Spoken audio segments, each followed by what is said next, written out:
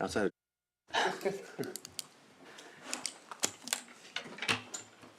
Hey guys, I just want to welcome you to the special I guess not really special, but the work session of the governing body of Spring Hill, Kansas on April 2022, on April 21st, 2022. And we don't have a pastor with us tonight, obviously. So if you guys want to stand with me, I'll do an invocation. Father, thank you for this evening. Thank you for bringing us together to try to brainstorm and come up with some good ideas and projects and things that need to be done to improve the life for our citizens and Spring Hill as a whole. Just bless this evening and bless the rest of our weekend ahead. Thank you for it. In your name, amen. Please remain standing for the pledge. I pledge allegiance to the flag of the United States of America and to the republic for which it stands, one nation, under God, indivisible, with liberty and justice for all.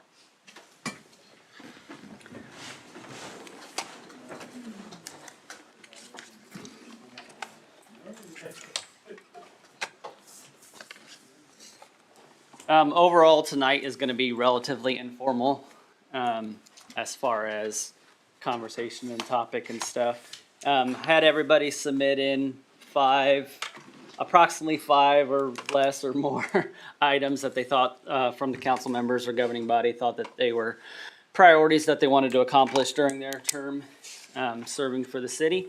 And then we just wanted to kind of brainstorm and discuss how we could not just promise things, but how we could try to actually accomplish things and put them into place and come up with ways to get the funds and actually be able to do things, because I know everybody's tired of politicians just promising things and then not doing anything. So we want to be a council and a governing body that actually does a lot of the things that we promise to do and try to accomplish. So with that, we kind of narrowed it down to 5 items. It doesn't mean that these are the only priorities, but we kind of looked at all the lists, and then most of these items, if not all of them, were on multiple people's lists.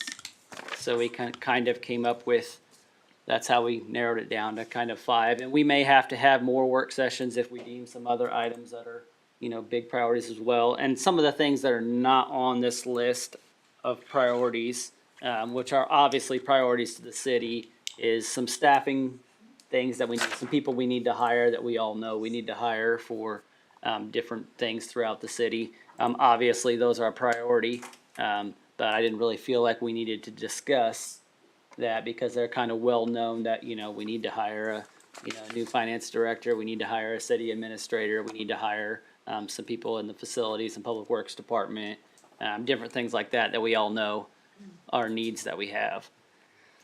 So with that, the first one on the list is, and I just kind of combined these 3 together because I feel like they're kind of all part of infrastructure, roads, sidewalks, and infrastructure. And so, Jackie, if you want to step up for the first part of this and just kind of briefly tell us what the road plans are for this year and what you guys have going on right now as far as repairs. Here? What's that? Here or there? You could, as long as we can hear you, there's fine. He said informal tonight, so you could stay. Yeah. As long as we can hear you. Well, she turned it on.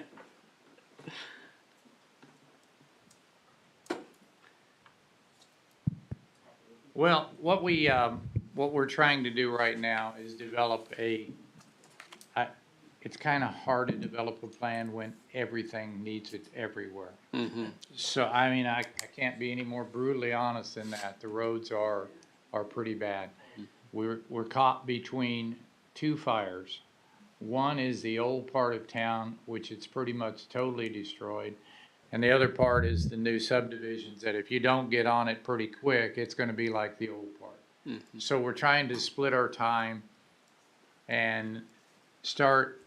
Where we're starting at is we're working on crack sealing, doing the repairs so we can do a large chip seal project next year. We do a crack seal this year and upgrade the roads as best we can, but we can't do them all. We're working on a list down there of locations. I can tell you the first one we're going to work on here pretty quick is Sweetwater. But we do have a list down there of ones we're gonna start targeting. But there's others we just don't have the people or the money to deal with, and that would be like Madison and Lawrence and Jefferson and some of these arts that are gonna require a milling and an overlay. We just, once you, what we call alligator cracking, once you see all those cracks running everywhere, you've lost. You've lost the battle. And you will most likely need to do a mill and an overlay to bring that back up to standards. And we have that everywhere. So our first goal this year is gonna be to try to do more crack sealing than they've ever done. Road work can be basically cut down into 4 words. Keep the water out. That's all that road repairs is. You keep the water out of the base. And the first line of defense is when you put a new subdivision in, or you have a road and the roads start doing this cracking. We put a rubberized product in there that will seal out the water and give you a few more years. Once that is no longer effective, then you have to do a chip seal or some type of seal coat over it. And we're at the point where everything, I mean, it's at the point where almost every road in the city needs something. So we're gonna tackle the crack sealing.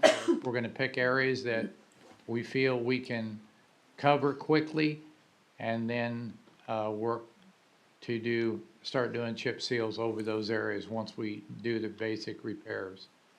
We did get around to a few of them last year, but it's pretty much a daunting task right now because there's so many areas. We've got problems on Webster with the concrete chipping out. We're gonna be out there doing repairs on that one intersection again tomorrow. So the plan is, and I didn't know exactly what this was, I didn't bring the roads that we were targeting, but we have a list that we're working on that we feel we can either prevent further damage or we can get it ready for chip seal. Okay. There are 2 exceptions, and that would be Victory and Woodland. Both of those are double chips, and both of them have serious issues.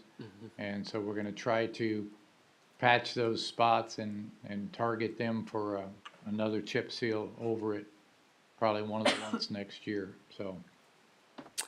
How are you guys determining what the priorities are on the roads? Is there somebody out driving everywhere and putting kind of a 1 to 10 on how bad it is, or how's that working?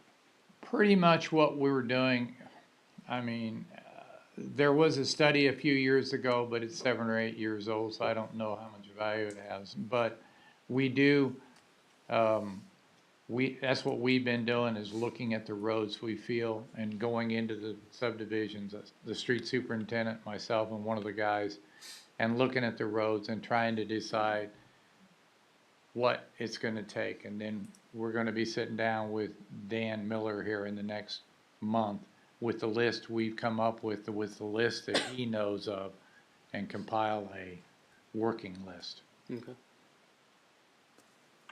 But it's hard Feel to free do to it. because ask any there's- questions whenever you guys. I have a question. The roads that you're saying that are in the Old Town area that are ruined, so what's, devil's advocate, what's the downside of, they're already ruined? Can they get ruined more by not Just addressing bigger them? potholes and more potholes to fix. For example, right over here on this intersection, I sent the crew out there one day because we had a couple potholes. And the overlay is laying on top of the, and it's just, you can just, they said, where do we stop? So a lot of these roads they are not economical to crack seal, chip seal. They have to have a mill and overlay.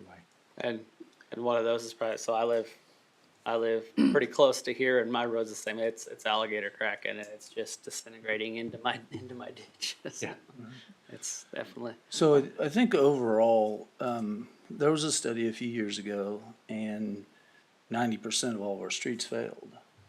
So overall, we know there is a problem throughout the entire city. Is how we address it is going to be up to, funding and all. But some of these, I think we can do a little different approach on maybe the areas that are just chip and seal roads.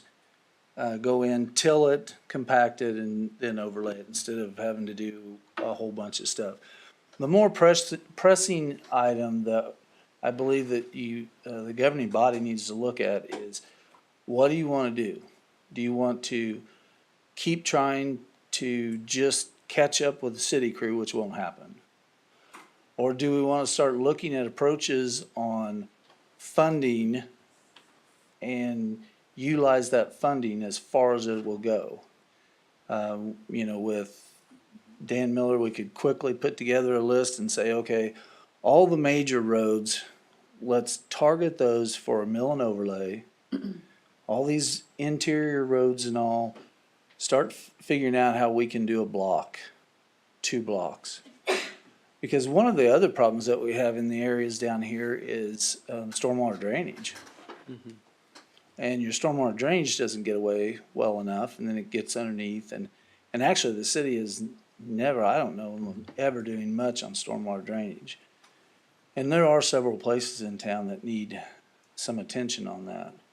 I know that they had looked years ago at a stormwater drainage tax to start working to be able to match grants and do some stormwater drainage work. But I know we're talking about streets right now, so I think that, but they go hand in hand, obviously. Now, we are working with cars. We've concentrated cars on major projects, $6-8 million projects. Dan Miller and I just went over it's 6 year now. It's a 5-year plan. You have to keep working. We're in the 6th year right now. So on what we're gonna do, or what we'd like to do and what the county would like us to do. Major project, then have a mill and overlay project, and then a major project, maybe a couple mill and overlays, and then another major project. Cause the county's been very good to us with CARS money. So I think the overall line determination that you guys need to say is, okay, we want to start here. We wanna, put so much funding, X amount of dollars, or get us a list of how far we can get with X amount of dollars. That would probably be the best thing. Just generalization, can you go 4,000 foot with 200,000, or I don't know,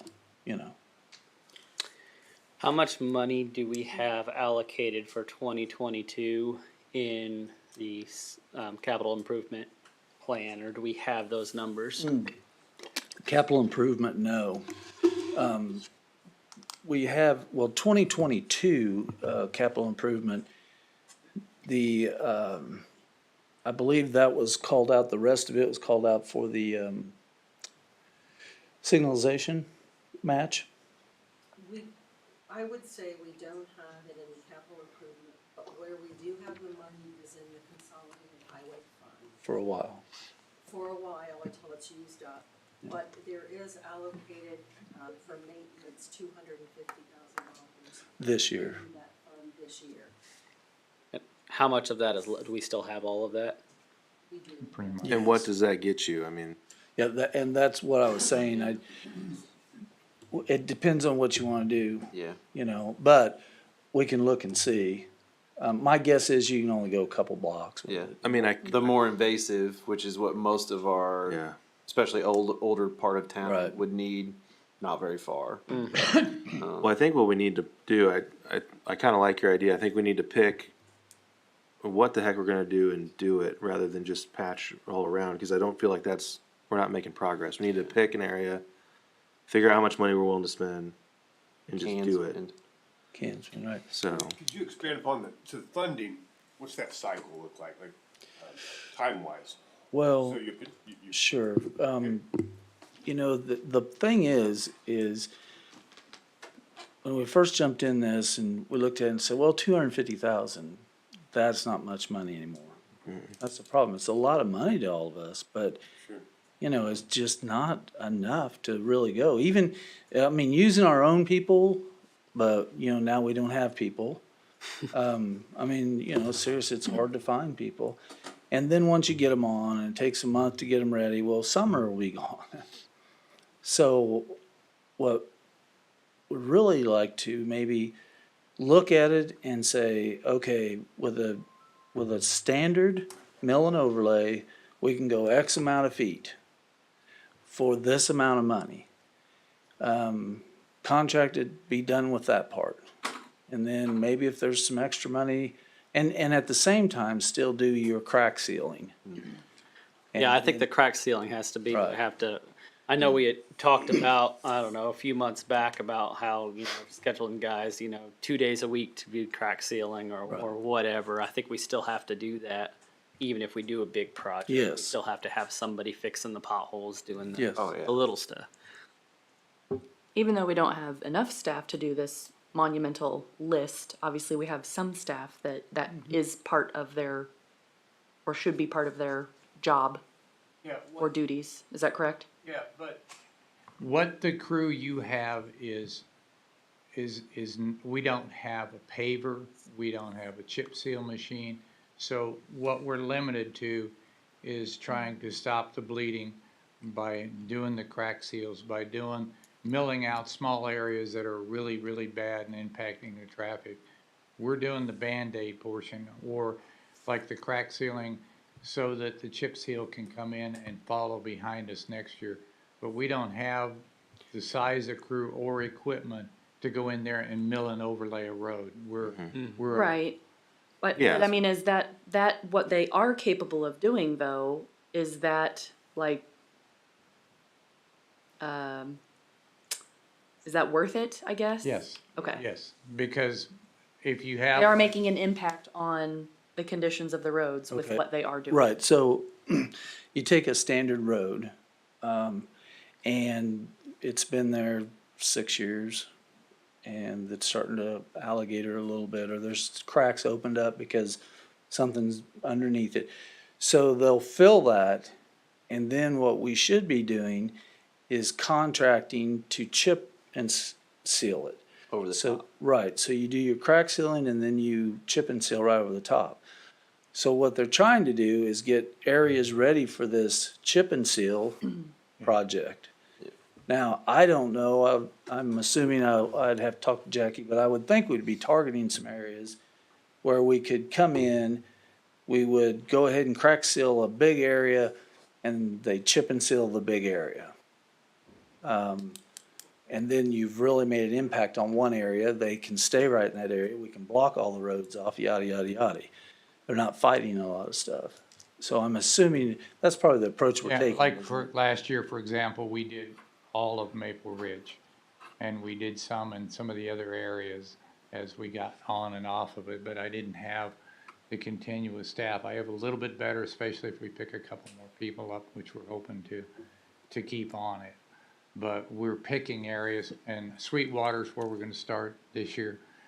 We also out at Woodland Ridge, there's some really big cracks coming out, or not Woodland Ridge, the one out past the high school, Prairie Ridge. Prairie Ridge. Yeah, there's some really big cracks. We're trying to stop that before it really goes bad. We're targeting the roads that haven't got to the alligator cracking. I mean, we could put tons of time out here, but it's gone. It's too late. We're trying to get to the ones it's not too late, so we're not in the same situation all at once. Have we contacted a chip and seal company? No, we were going to Crack seal this year. exclusively this year, and then be ready for a large contract. So I would think that we would need to get busy on that, cause those companies are a year ahead. Yeah. So we will. Jackie, based on crack sealing that you've been able to complete already and that you've got planned for the summer, when would be, if we can target a specific area that is ready to be chip and sealed, when would be a good time to be wanting to award that contract or do that work? I would say they would have to start in it's gonna be in the spring, it's gonna be, Next spring, yeah, or if we could pick a few that we have ready, I could talk to Dan, maybe we can do a small one, but we were looking more at, I mean, a load of crack seal is $26,000. yeah, It doesn't take us long to blow through all the crack seal Sure. material we have. The problem is, and I'll be blunt, we weren't doing it in the past. right. We had a machine that was purchased 5 years ago and not very many hours on it, but not very Yeah. many the, hours. the But other we've thing got, on- we've got plenty of crack sealing to keep our staff busy for Yes, indefinite period of time right now. right. So like, we will keep ourselves busy with that. I guess what I'm getting towards is what can we consider doing this year that would be ready for the second step, which would be the chip and seal that we could have an impact on in 2022. Actually, in 2022, I don't think we're gonna be able to get a or a chip seal. But we're coming up on budget here. Yeah, And then and I think that's why these talks are real important right now. You know, the direction would be, okay, we wanna set aside, I'll just use a number, $400,000 for chip and seal, get it done. That's all there is to it. yeah, And then, as we start targeting areas, and maybe we target them by subdivision. You know, we pull in there, get it going, and some of these subdivisions, it won't be that bad of Yeah. crack sealing. It'll be a chip and seal project fairly quickly. And then also, everybody have their phone ready. Because boy, the public hates when you put gravel road down. But with the granite chips and all, dust proof chips, it really isn't too bad. And they also answer your question. Some cities are starting to chip seal right now. yeah. So I mean, that's ideally that's where we'd want to be, but we're not. we might be able to sneak one in, depending on, you know, somebody might, I know Overland Park, a couple of years ago, they got done real early and they were, What's the chip seal season? Is it like warm, hot weather, summertime? You know, Above so like freezing, if you right. start getting into fall, it's more risky or can't be done. right. And then usually, though, also, you know, they plan out how much chip and all to have on hand. And, or in a yard or something. And, you know, it's not real easy just to bring it all back in and get going again, so. You pretty much, After October 1, well, yeah, or a little bit Fall. earlier, they cannot supply the oil at the temperature required, so Yeah. if you get into October, you're lucky. It's too risky.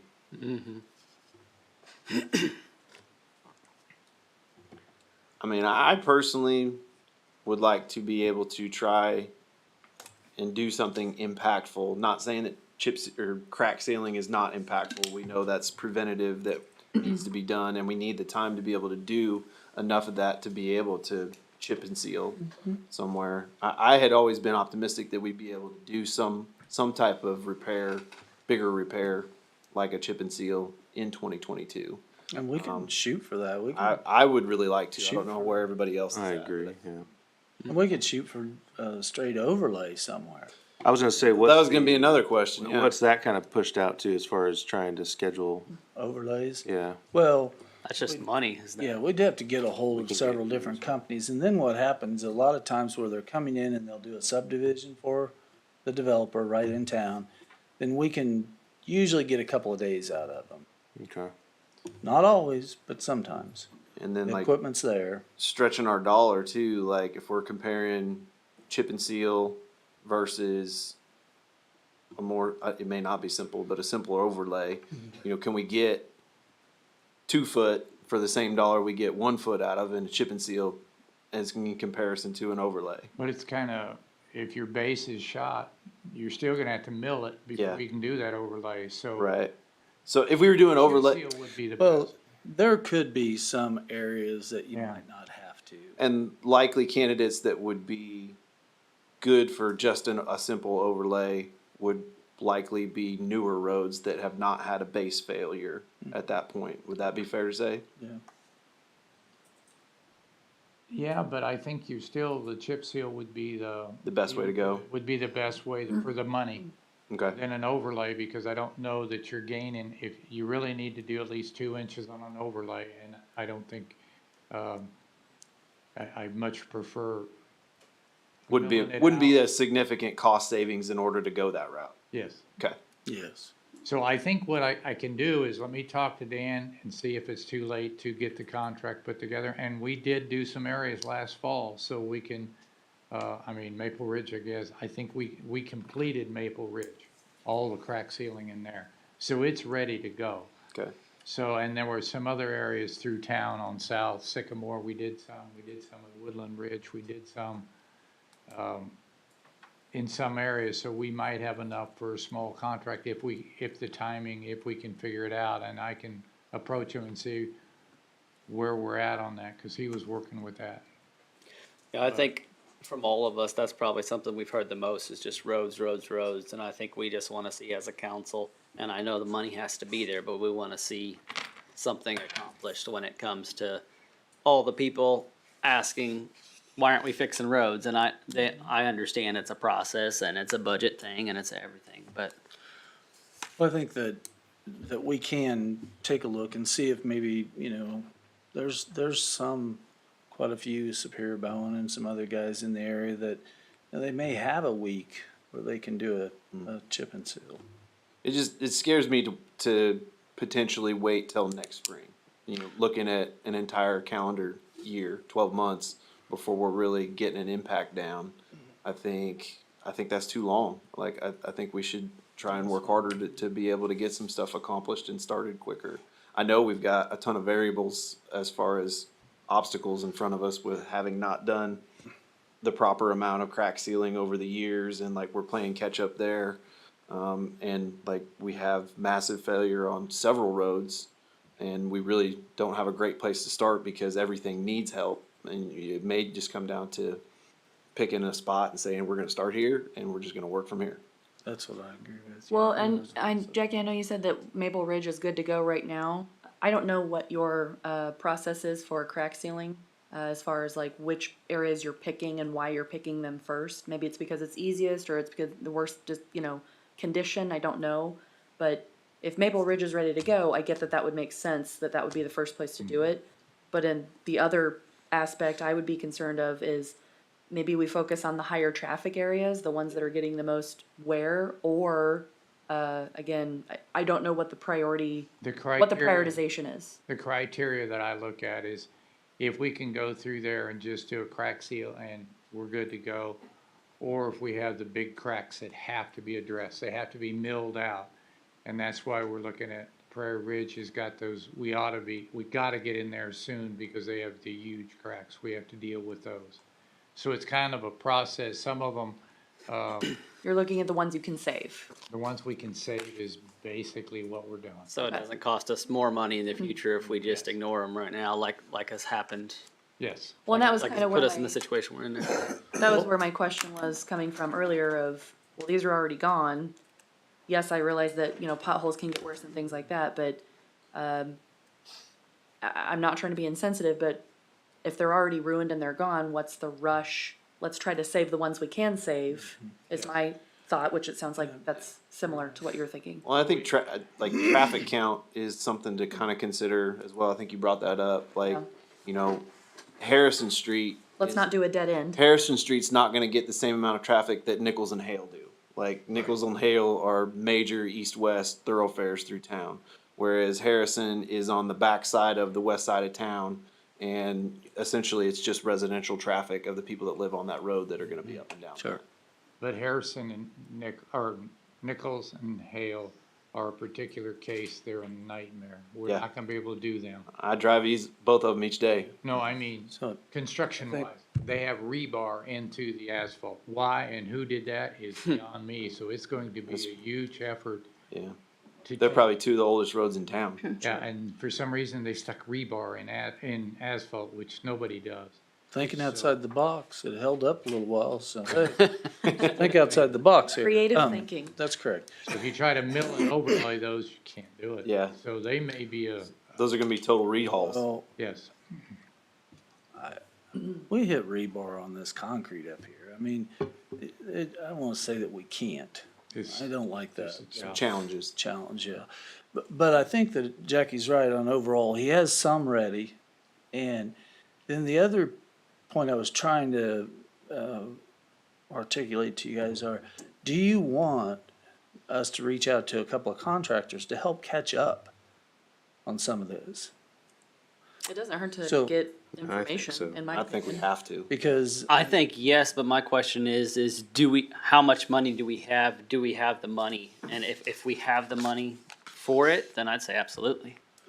right, and I know this sounds crazy, we won't know how much we can do, or Until, money, we'll figure out how much it costs us to address the large cracks in Prairie Ridge. Wolf Creek Estates also. has Wolf some Creek huge, Estates. Large cracks. Yeah. It's like overnight. It's like, when did all these cracks And- appear? So I And think it's the there's a same belly in some of them there as well, I know. thing. Yeah. So, Is it typical that when you're asking for numbers like this, will there be a cost associated with that with these vendors?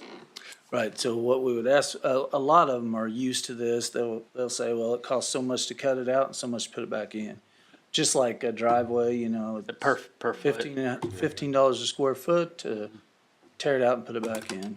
So essentially that won't cost us to get a general rate. No, we can get a general get an idea estimate. from contractors.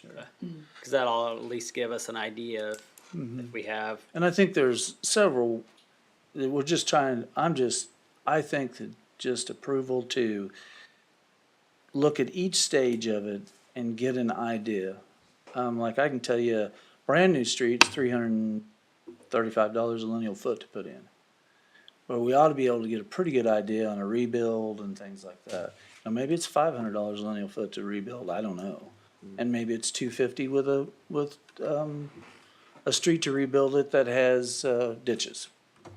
If we can get those ideas then, and then maybe actually help the crews get a little more caught up with all phases, get an idea of what every phase costs us, contract-wise. I know that it's been brought up that, we wanna work on our debt, but, at some point you can't just keep drowning. You have to spend money to, do things and function. So I'm not opposed to spending some money smartly Right. I to think, get the streets department to where they're not drowning. Well, and I think if we can get crews, if we get somebody else working on some of the bigger projects. Right. And our guys can focus on some of the chip seals, some of the smaller things, they can get all caught up on a lot of the smaller things while the bigger things are getting knocked out at the same Sure. time and then. it's no shape. different than what you see on the state highway, you guys. You see the state crew do this and that, and then you see the contractors coming in and doing the larger, keeping things caught up.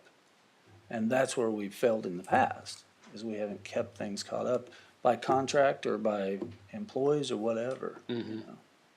So I think that if it's okay, we just get a cost associated with each part, chip and seal and crack seal and tear out, everything we can, and then come back and figure out how much money. Try and dedicate a number to it. Yep.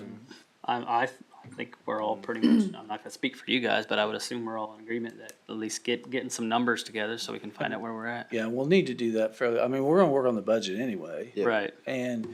But, fairly quickly, another work session or something right away and say, okay, here's what it is. Can we spend 6 million on doing this? Give or take. Just give or take a little, plus or minus. Just throwing a number out. Right, that's, yeah. Speaking of budget, I know this is just the very first topic, and this will probably be a revolving brought up, but so we've got the, what was it? The carryover funds that we talked about a couple of meetings ago or one over, so I'm assuming that would be an option as far as budgeting and spending for streets? No. No? Our 750,000, we have told bond council and our, S&P. Anyway, we promised that, He's talking about over and above. Yeah, the surplus, not the. Yeah, oh, above over and that. above the No, seven, the- yeah, I'm what we sorry. transferred a couple meetings ago. Yes. That was surplus from last year. Yeah. Above and beyond Yes. what you're talking about. Yeah, we can spend that. Like that's, Yeah. we can figure out how to allocate that, and streets is a candidate. Yes, I'm Yes. sorry, I thought you were talking about the 750. No. Also the COVID money, the ARPA money, you know, 1.2 is I think it's 1.2, 1.2. somewhere around there. Like I wouldn't be opposed at all of seriously considering almost all of that for streets. Yeah, and that's why we're talking.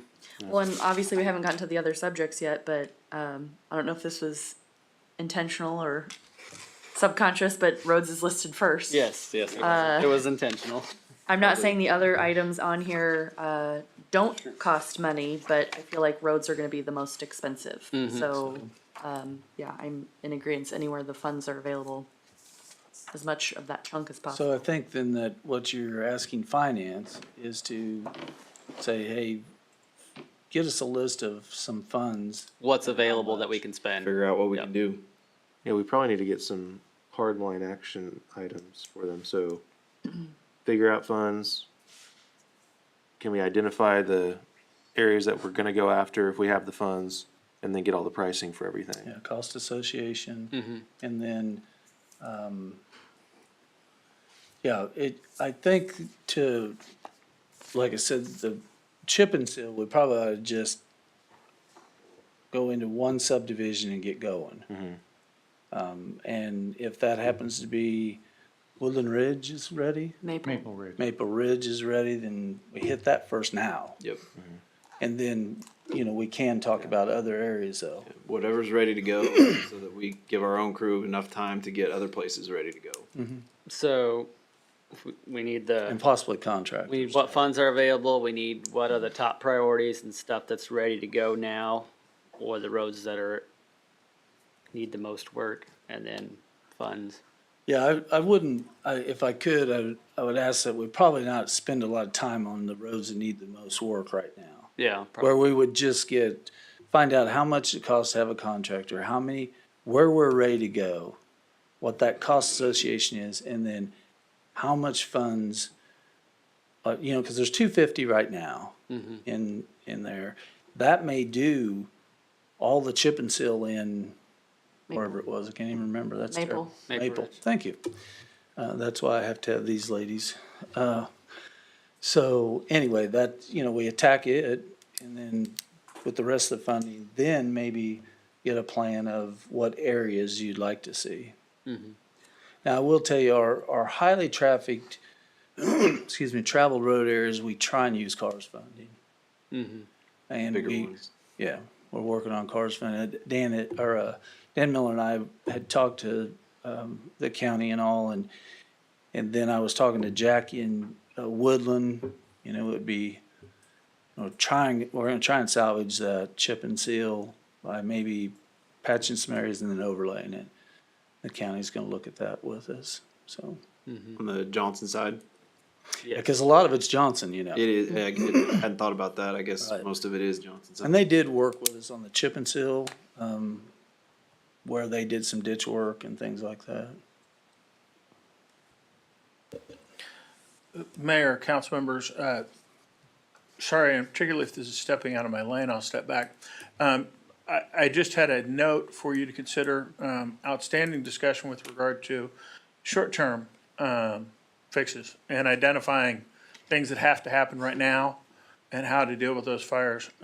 In the mid to long term, however, and I would suggest that you plan or consider the mid to long term, that CARS funding is all midterm, and we're planning 3 to 5 years out on that. One of the things that's most notable about infrastructure, including road repair, for older parts of the community, is that this is going to sound, it seems counterintuitive, but it is absolutely the case. New residential development. Obviously, some commercial development as well, but new residential development in which streets are provided at the cost, at somebody else's cost, and you can make the specifications for, will create funds for the city to fix old or underdeveloped areas. And that continued growth and development feeds, so it's odd to think that a brand new subdivision on the northeast side of town will fund fixing roads in the older part of town. And the more of that happens, the more that will continue. And that's been an absolute boon to some of the cities in the metropolitan area, Johnson County immediately to our north. That has been that has very much helped some of those cities who had older parts of town that needed work and were being ignored. And when the southern parts of those cities, So, it enabled them to use those funds. yeah, I mean, I see where you're going. Kind of front loading the new development to take care of your areas that need it in the older parts of town, correct? Well, it can do both. It allows, number one, when you have more development and you have more traffic on some of your major thoroughfares, you're much more likely to get county or state funds for increasing those larger roads, for those arterials where you have more traffic. You're talking about development, Yes, Development. and development, residential, residential development, Brings that's commercial, which, or for whatever. brings commercial is what I mean. New development. right, and that development will then, the roads there will be funded by the development itself. Totally. They don't cost the city a penny. And it's going to create money that will allow the city to spend some of that money on areas that are unable to create funds for. It'll help drive revenue, Yeah. to have more pieces of pie to spread around, to be able to do more in older Yeah. areas that are in desperate need. Right, and I think that, we're sitting here and we're saying, okay, well, we're talking about just this year and then we'll pick up next year and then we'll try and do long range. Well, one of the things that happened in the past is, and they kept trying to plan for long range and nothing happened in the short. So I think that's what you know, all of us are trying to I prevent, understand. especially us. Get that the lived short here for a going. long time. There's been a lot of long-term goals, but nothing happened in the short term. It's easy to write stuff. But, I like where you're going with this. I mean, what our advantage is, what we can leverage here in Spring Hill, what we can leverage in development, right? I mean, And that's what we're doing. that's- Right, and that's what we're trying to do, but I think it's a great idea to. And that's item number Well, 3 on the list. Okay, Yeah, so, so, Mr. Armstrong, what'd you have? Well, I thought Chuck was headed this direction, and my thought is, I'd like to look at it from a budget perspective. How many roads, how many miles of roads do we have in the city? And if we touch every road in a 10-year period of time, how many roads do we have to touch in 1 year? And then how much does that cost us? What type of well, yeah, budget do we need? I to- agree to serve that we that? have more, and that's what I was trying to get at. We do have a lot of work to do. How many, do you But know if we how many keep miles? doing all this studies and Yeah. keep Yeah. talking We gotta about, do Seven. something, we gotta gotta start start doing talking about it. yeah, and that's the way I was just looking at Is it. that right, Jackie? Somewhere like 177 miles or something like that? No, I think 112 lane miles. 112 Lane. Okay. So if I don't know where I we got touched every road in the city, either major or maintenance in 10 years, and I don't even know if that's realistic, I think we probably could come up with how much budget Jackie needs to do that so that we yeah, I touch think everything so. in a year. I just wanna get something going. Mm-hmm. Yep, Yep. And I think that's. doing work. But yes, that's correct. So we've got So kind of we've the got action 3 items. action items. Yeah. We got, Anything else? Any other questions for Jackie, or Unless you- Pat, or? Do you have another action item you'd like to add or? No, I think once we have those Okay. things, we can actually make a decision to move Okay. forward. How long do you think that'll take to get that information? It's not gonna take any time, cause we're gonna Okay. get it done. All right, cool. I mean, I would Hey, yeah, say, just how long? does it I would take to like- figure that out? well, you know, it kinda depends on your next study session. I'm kinda hoping that it's be sooner than later on, Yeah. you know. I know it's tough. I don't like to be, every night have something, but. Stuff needs to be dealt with. Well, yes. and we could also, There was a depending time on where what works meeting for every everybody, day. we could also do it on, Zoom these meetings. do it on council evening early. The only thing I don't like about doing it on that, even You though know- it's handier to do it that day, is if we end up going longer or whatever, then Yeah. we're stuck. You're capped at. And then, you know, 3/4 of the way, everybody starts showing up and we're just Well, kind you know, we might be able to do just a work session via Zoom or Teams or something. Or daytime consideration, if Or it comes down daytime. to that, you know. Yeah, but I was just saying to help facilitate a meeting, you know, where, let's say someone has a child they have to watch, it's not that big a deal to get up for a second and, you know, attend to children and things. I would hope everyone would have that Yeah. compassion for it, you know. Well, I guess once we get through all of them, we can decide how long it's gonna take for them to get the information we need to try to schedule the next one. That's a good idea. Well, Jackie, just a week, yeah. Okay. It shouldn't be that tough, Yeah, it feels like you guys can. because we use estimated numbers and Yeah, sure. Cool. so. All right, Thanks. anything else on roads, sidewalks, infrastructure? Those are kind of all Thanks, three together, so I know we focus mainly on roads, but that's kind of the biggest. I was gonna say, one. we That didn't- affects everybody so much. We didn't talk about sidewalks or infrastructure, but Going quickly, so sidewalks right now, we're trying to focus on sidewalks with new development to put as many in as possible, okay?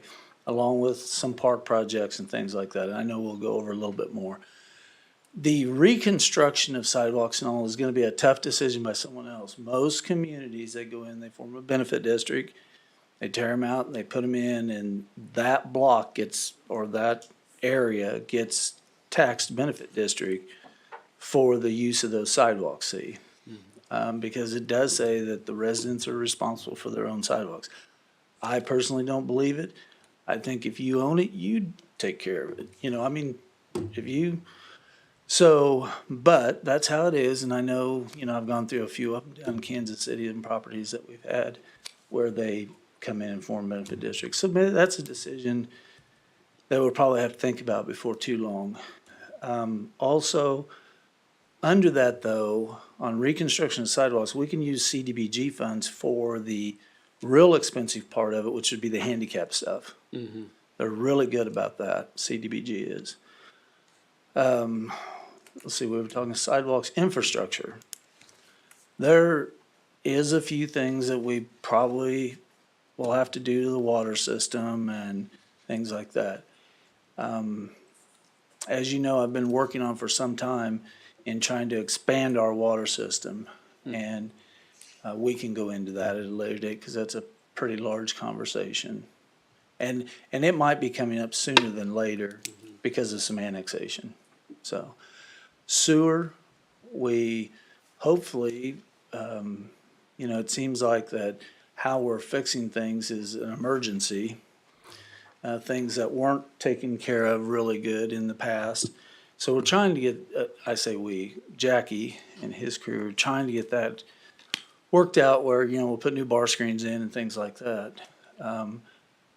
Upgrade, we won't need a total upgrade for very long, or in the real near future. But, you know, so sewer, we're trying to just fund as we go on that, so. Streets is gonna be your number one impact, to be honest with you. Not saying that, now tomorrow a water main will blow, you know, you watch your mouth. I know it, I'm telling you. So, And you might as well stay there, Pax. I Next am. one, any more on roads? Sit down, I'm Roads, not- sidewalks, infrastructure, I think we kind of beat that one. Yep. Pretty good. Next on the list is parks and trails. Sure. And I'll just kind of have Pat kind of just talk about what him and I have been working on quite a few things with Right. parks and stuff. yeah, well, and some of it we can now start talking about. So, the one subdivision off 207th that got approved and then we have a park ground in there. We're working with them. They are gonna put money into that. And in conjunction with us, we start a trail system through there and just keep trying to connect as we go, using the developers as a tool to spur on things. A lot of times, they can have stuff set up, and every builder, they'll sit there and they'll order 2 yards of concrete too much, and they can go over and start working on a few areas. Not huge things, but then the trail system, they're all excited about that as well, because parks help subdivisions, we all know. The other side of that, where we were talking about, it'd be at the corner of 207th and Ridgeview. It's gonna be the northwest corner. We do have a plat in on that. And it's a large 480-something doors, so it's a large subdivision. Which corner did you say? It would be right next to the next corner On next the to the park. north? Northwest Yes. side. Yeah, northwest corner.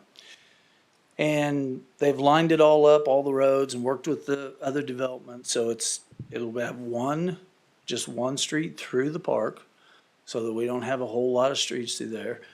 And they're very willing to, and I've talked to them about spending a major amount of money in there. On the parks. On the parks, I'm sorry, on the park side, because they're gonna have some park areas and do it all connection.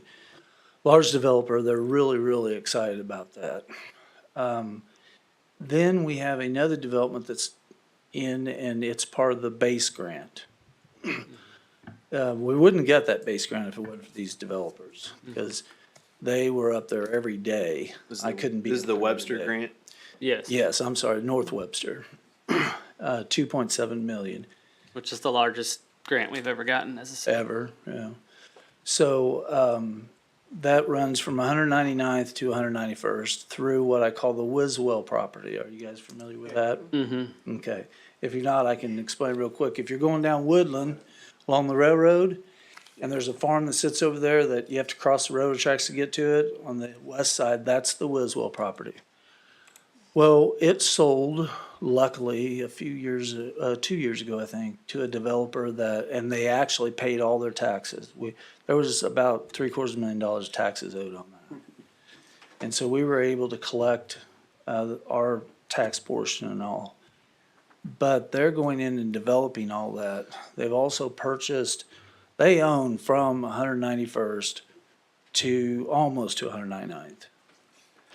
And with this connection here, they're also looking to donate and work with us on a 33-acre park there.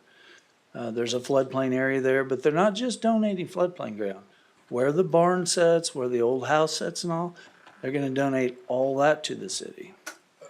So of course I have all these crazy ideas, like we're gonna keep the barn and that'd be great for a spectacular, so I don't know, but I know, kind of out there, but I think it'd be neat. If we could salvage the barn, there's an old barn there, I think it'd be excellent. At the Westwell property. Whistle, Yes. probably, that's correct. That's a cool area. That's right It off is. Ridgeview, right, Yes. where the White House is and the white fence off Ridgeview and 199th. No. Oh, no, this is Woodland, Okay, right next to the railroad tracks, and it would be on the west side of the railroad tracks, okay. west side. So in between So- Woodland and 169. Right, correct. That track going. So if you drive down Woodland and look west, you'll see an old farmhouse and everything there on the west side. And then if you're on 169 going north, if you Yeah, look you to can the look- right-hand side and you see that little tiny building, the service building that's out there that looks like it's got 2 car headlights on it. When you're Right. going Oh, the other yeah, direction, right in there. we need to adjust that too. That's our lift station. Yeah. So I meant to say that the other day, sorry. But anyway, and the other good thing is they'll be utilizing that lift station that has just sat there forever. So, or were you saying with the base grant that like sidewalk and or trail would come along with that, with improving? Not in that the base Webster? grant. Okay. What I was getting at we're gonna utilize the base grant, and the base grant has to be used to take Webster through there. Right. So to build the street. But in conjunction with this development, the development of that park, Right. and they'll help, and then you know, hopefully we can, well, we will do some things there. Yeah. And we'll find some funding to actually, you know, you can find developers that'll give you all the floodplain. But, you know, when you get, I think there's about 10 acres out of the floodplain. I think it'd be a great area to start also. You know, we could look at, I don't know a lot about it, but maybe kid soccer or something, I don't know. you Yeah, know. like with that amount of space, there's gonna be pretty endless possibilities of what kind of park facility you might want to Okay, have there. Right, that's just not my will. Yeah, the I- 33 acres is quite a bit. yeah, and that You could could be look on Ames. that could be a really good like trail hub area to like branch out from out there, because like from a trails perspective, Thank you. what I'm seeing is we really need to figure out how to get people to be able to go north south and east west, See that little house right more or there? less. That's the didn't Westmore realize property, so everything from Ridgeview to 169. Okay. And they're actually doing work off 169. That would be You can see great. they've cleared out a bunch of. Yeah, if you look, if They've you're been actually if you're cleared. driving north and you look to Correct. the east there, you can see there's a bunch of trees that have been cleared and. in the last Yes, few weeks. that's correct. Yes, that's it. Yeah, that's fantastic. And there's, if I remember it, there's a creek going through there too, isn't there? There is. Yeah. And to give you a real quick context, Is that lift creek in the station- floodplain, I assume? Yes, that lift station was put in years and years and years ago. And when we were talking to Quick Trip and all, I never thought about it. I said, you know, we'll just use that lift station. Well, that creek is deep enough that it's actually deeper than our well basin. So to utilize it, we would have had to have a line just through the creek, you know, in the air. That's why we were forced to put in another lift station. It worked out well because we're able to sewer a lot more ground, but that's something that we really need to start looking at. You know, that was 15 years ago, 20, I don't know, that was put in. And Yeah. if there would have been forethought to put that thing just 10 foot deeper, utilization of it. So, Well, that'll still be able to be utilized with all the development there though, right? It will, Yes. It'll be deep enough for that. oh, yes, yes. So, yeah, that's what I was getting at. That'd be good. So on parks, I'll get back to what I was talking about. We have a lot of areas that are being discussed with us that will connect several of our parks that we're looking at to be parks, or that parks that the development has agreed that the public could use as well to walk around. And if they haven't agreed, by the time we'll get in there and we'll talk to the Homes Association, and I think it'll work well.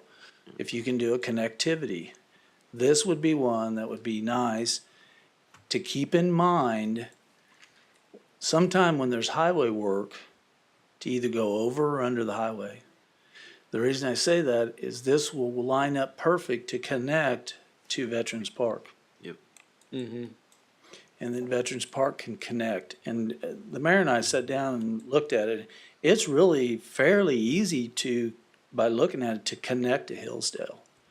It's gonna take time, and we have to have the forethought to do that. Funding. Sure, money always, but it comes. I Yeah. agree. You got the vision for that.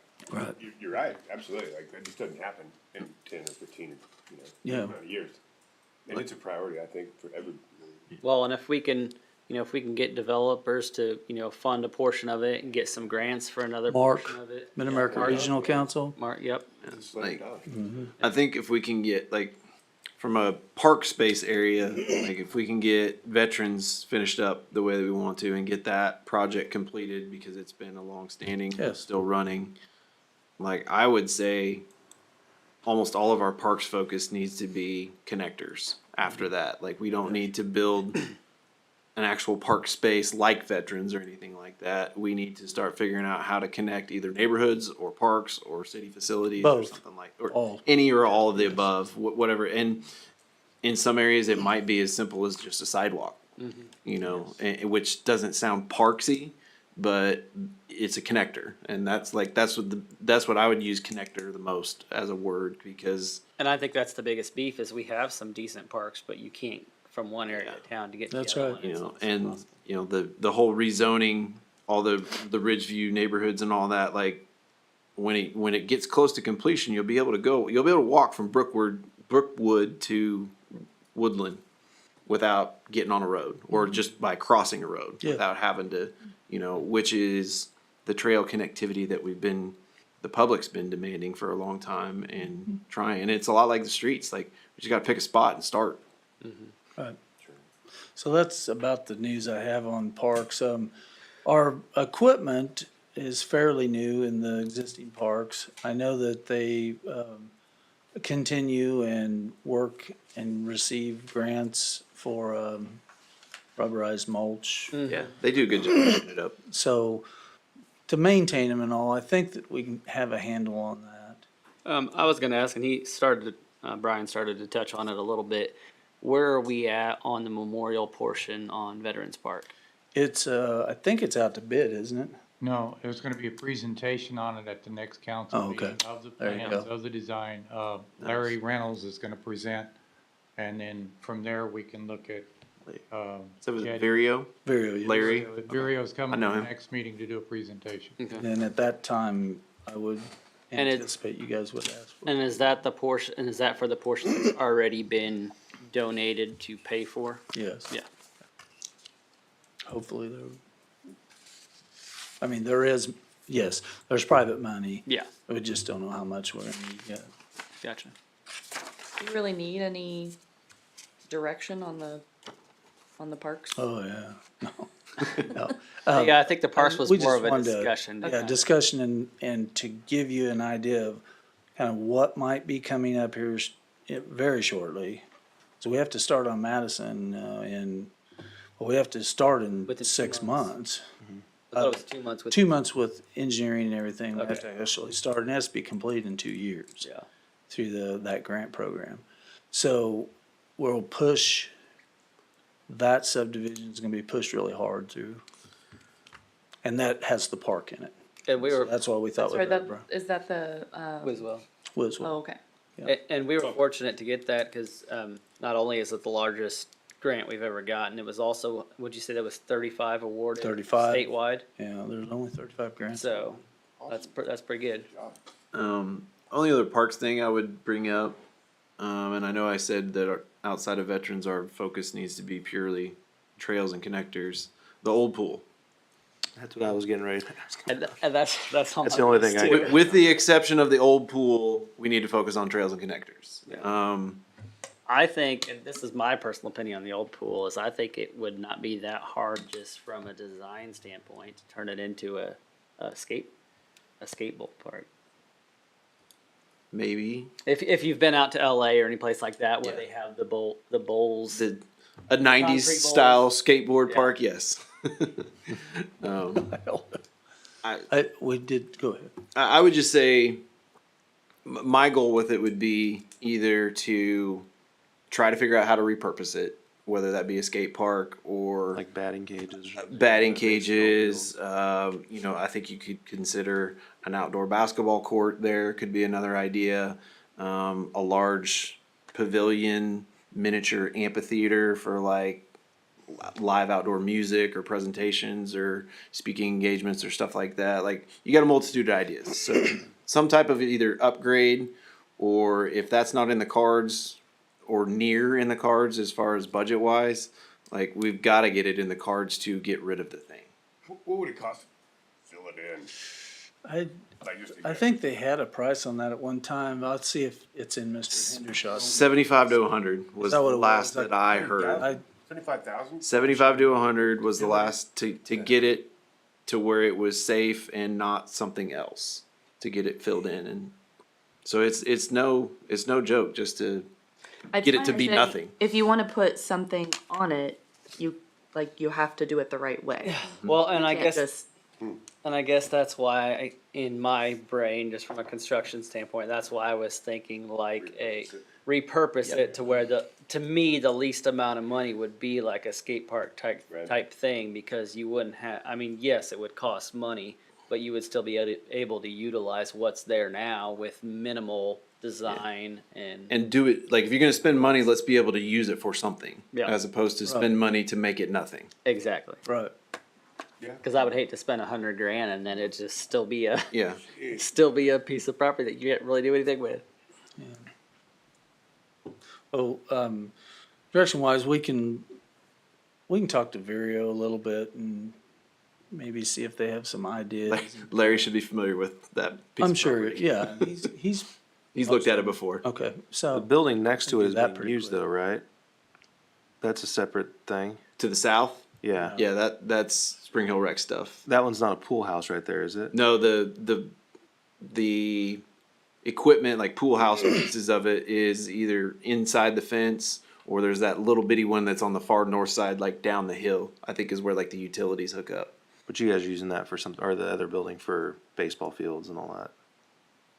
To the south, like Yeah, it's on the yeah. gravel lot. Yeah, so it's right, it's on the, Yeah. That building So has nothing to do with I was gonna it. say, so that's totally separate. anything Yeah. north of that is nothing that is being Okay. used. Alright, cool. There is one topic that needs to be raised that Councilmember Peel can't raise.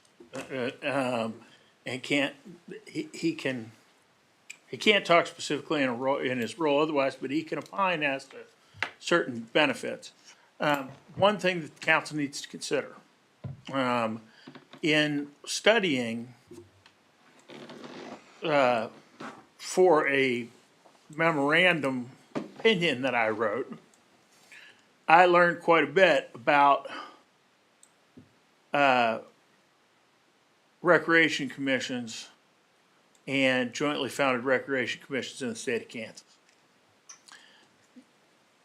I would urge the city council to consider how to leverage and how to increase the provision of services and programming and facility management of city parks, city facilities, city park facilities, cultural facilities, et cetera, by the Spring Hill Recreation Commission. The city has a number of things, and there's, from time to time, I think we all know that there's sometimes some feelings of pride or as to whether this is the school districts or this is the cities or this is the somebody else's. Purpose of a jointly created recreation commission is to administer sports, social, and athletic, cultural, and social activities in the city and the school district. And having an organization that is specifically functions for the purpose of administering those programs. And that's something that the city council needs to consider. I raise it, as I said, because it's not something that I believe, it's not something that Mr. Peel is in a position to do so, or Councilmember Peel, excuse me, sir. By the nature of his role, although I'm sure he knows that. I don't know if everyone else does. And I think it's something that the council needs to significantly consider. How to move in that direction. So is there a community that you're referencing? Well, basically, it's, we should make sure the parks have stuff that the Recreation Commission can use. So that, you know, like you I was get talking it. about earlier, I like get it. soccer fields I or get it. Right. whatever. Well, I get it, but I think what Chuck was actually talking about, or I'm sorry, it is turning some facilities and some operations over to the rec Yeah, department.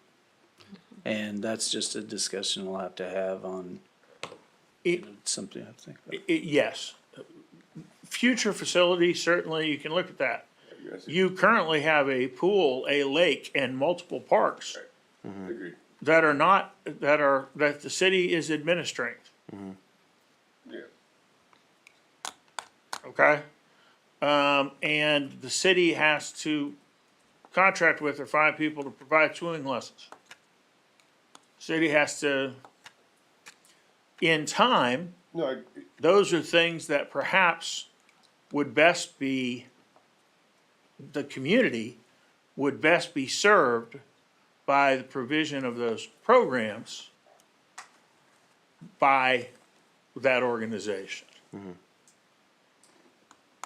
It's a very, Something to think about. that is the very purpose for the founding of the organization. It's why it was created. noted. Yep. All right. I think like we said, there's not necessarily any action items really, other than maybe That pool, talk I with, think we need to talk with them about the old pool. Yeah. And see if we can come up with some And ideas. he'll be here at the next council meeting, right? Okay, He's here at the next council meeting. Larry is. So. so maybe we can briefly ask him. Yeah, I mean, seriously. Yeah. he's- Or no, for veterans, excuse me. Okay. Yeah. All right, anything else on parks or trails? If not, we'll move on to Pat's baby, commercial development. Well, we just keep pounding the pavement, and most everything is, there's more commercial that will come about on retail sales tax commercial with more development of single families and multifamilies, more doors. And that brings and drives commercial development. We've talked to a lot of, the state sends out something every so often. I mean, it could be 2 weeks or it may be 2 months, but they'll send out projects you can bid on and things like that. Most of that's industrial. We really don't have a good area for industrial. We can see from the past that you have to be really careful on placing industrial. And then the big warehouse buildings and all, I don't have an appetite for it, but Nope. I would definitely, if you guys do, we can pursue that. But the development wise, I think we're doing really well, which we are. We keep more and more doors and more lots. We work with a lot of commercial that will come when you hit a certain threshold. And we're just not at that threshold. You're still actively pursuing those, Oh, yeah, sure. even though we know we're not at their threshold, you're Yes. still, Oh, yeah. it's my understanding you're still working with them, talking to Yeah. them. Oh, absolutely, and Yeah, I can speak just- to that too, is Pat and I probably 4 or 5 times a week talk about different people that either he's met with, we've met with together, Or on the phone. or on the phone with lots of different commercial places, restaurants, I mean, all different places that are there looking. We're starting, because of how fast we're growing and, just because of how fast we're Articles. growing and developing, a lot of people are taking notice throughout the state. And so Right. we're getting a lot more calls on And people we, asking questions, asking about numbers, asking about things, and getting pretty interested. and we have some commercial that's coming. We just can't talk about it yet. Kind of, I mean, my perspective is that if we solve our issues that we know we have from a infrastructure problem, if we continue to develop and grow the way that we are, if we continue upgrading and doing that work, like the commercial is just going to come with it. Like, That's good. we don't know how quickly, but it's going to come as long as we do the right things with the other issues that we know we need to deal with. And things, just simple things, I know it's not simple, but like Quick Trip coming in, I mean, I think that'll help spur even Oh, more yes. stuff there too. Yeah, so overall, we keep striving for the commercial with retail sales tax and things like that. We're most likely here before too long. There'll be some developments that last for some TIFs and CIDs. When that gets really close, I'll have Tyler come in and explain that to you, and Tyler will work with it. Tyler Ellsworth and Ben will work with it all the time. And, we'll we've got some other funding that's gonna be looked at. We're looking at it right now for the rest of the funding for Webster, that the base grant carries some of it, then we'll have to have some other funding. So, but development wise, I guess bottom line is I wanna make sure that, the council, the governing body, is on board with continuing to progress with aggressive growth. And if there is at any time that, you say, I don't really like growth anymore, or whatever the case is that's going on, I just need to be notified.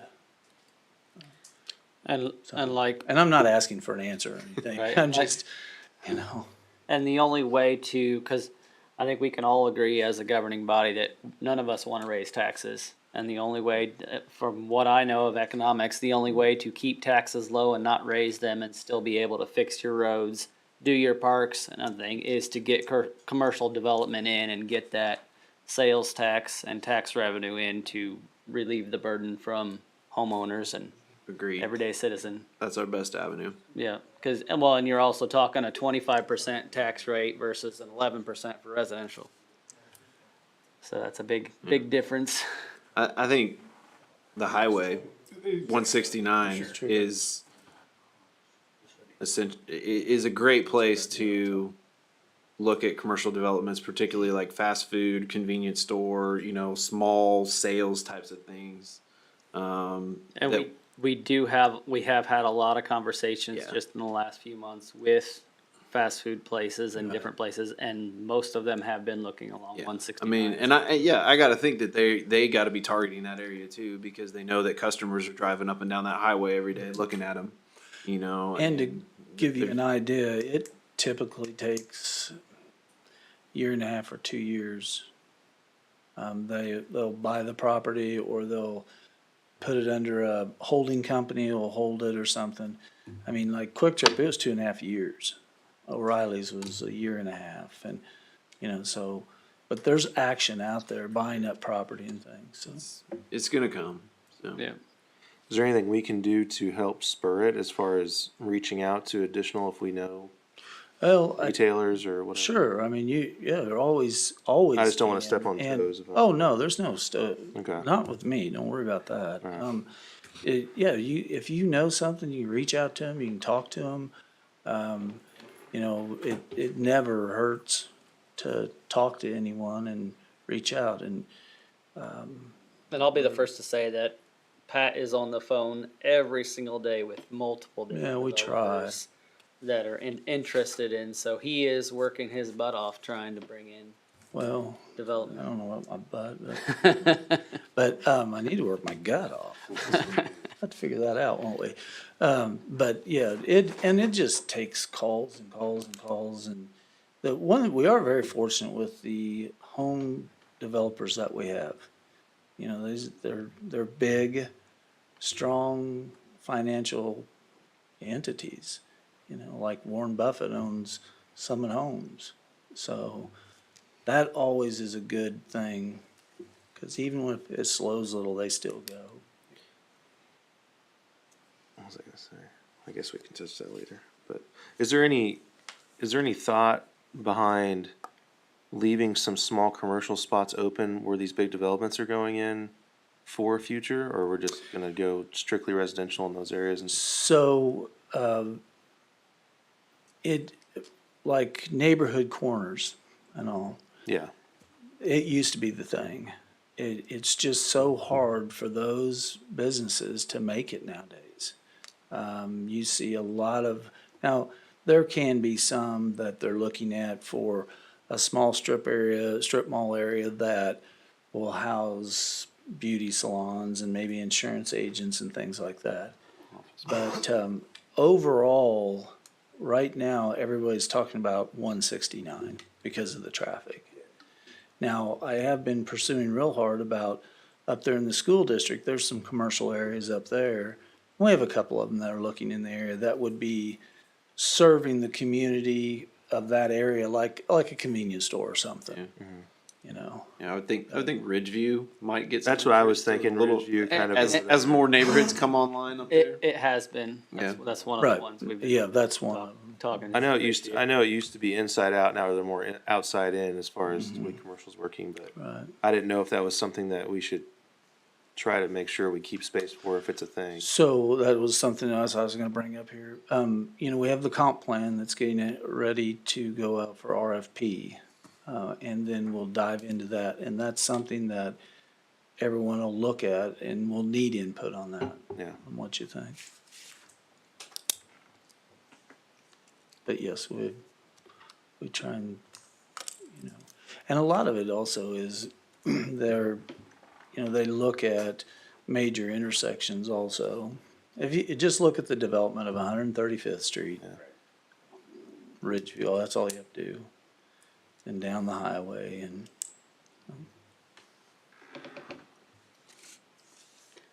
So on that item, that was more of just a discussion item kind of, because I don't think there's really a lot of action items that. No, might and go just on think that of, particular one. but, if you don't like the direction though or something, we just need to know. I think a lot of it will come out in the wash when we start this comp plan. Mhm. I'll have a pretty good idea after you tell me a few things on the comp plan, things like that, of where we're gonna head.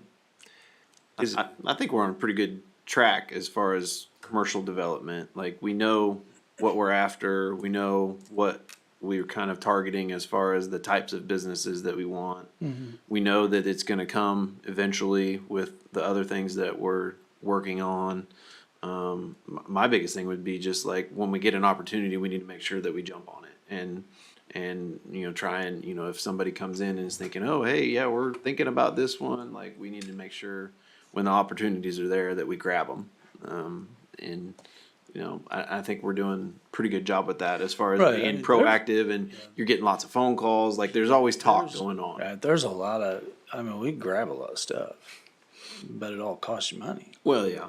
Yeah, seriously, that's, In the beginning, we have to court a little bit more than, right, you'll hear, and I just had a realtor talk to me the other day, say, well, you can't just turn down that yeah, I don't want that industrial building right there, yeah.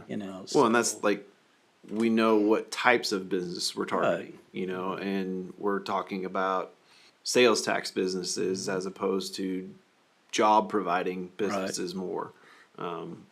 So. What's kind of the target residency for a lot of kind of the fast food and I know we've 10,000. talked to 10,000, kind of the 10K target, is right? their number. Sweet spot. Which That's kinda we're what barreling towards there. Yeah, we're barrel, and the Between good, that and the traffic on one that's what I was sixty-nine. gonna say, the traffic has really increased on 169. So can we push that a little bit before we get to 10,000? The traffic? Because of the traffic? You know what I mean? Like, as far as the, Believe me. I'm they're sure you're already all- working on that. They're all looking. Yeah.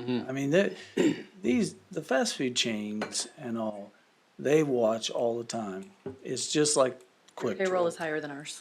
Yeah, and they just sit there and watch and watch and watch, and Yeah. they know the traffic's increasing. They especially know because, like, you take a Quick Trip, what you don't think about is they use national engineers and all that. So those engineers also serve several other big dollar corporations. So it's a cycle, Okay. but yeah. And I think we'll really be able to tell when Quick Trip gets open and running, and businesses, I think, will be paying attention to that and seeing how much business that's generating. And I think they're like, wow, I think we're gonna be surprised with how much. They're gonna get gonna excited. There's already a lot of talk of the property across the street from Quick Trip. Mm-hmm. Anchor.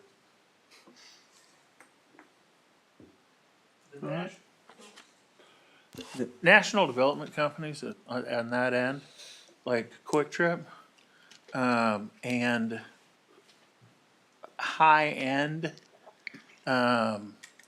users will rely upon credit card data that they get from the credit card companies that they will be sold to them from sales at Quick Trip to reflect where the buyers are. And they will use that data from the direction they're coming, how much is there, and how much and how local to make a determination as to the best next spot. Spending patterns, I mean, that's, sale, they point will, of sale. they will use high-end quantitative analysis on that. Well, and some of the executives from Quick Trip say, you know, Pat and I were talking about this the other day, saying this last year they've been the busiest they've ever been in their stores, have more foot traffic than ever in history. So So it's, you know, and it's strange. And, you know, we do have kind of a little bit of a problem also that is not that bad for us on like industrial. It's really, really tough to get employees. You know, I've had conversations with Seats Incorporated several times and they're struggling with employees. So that's kind of slowing the industrial in our area. But the problem is everybody's having trouble with employees, or getting employees. So I think the comp plan will show more.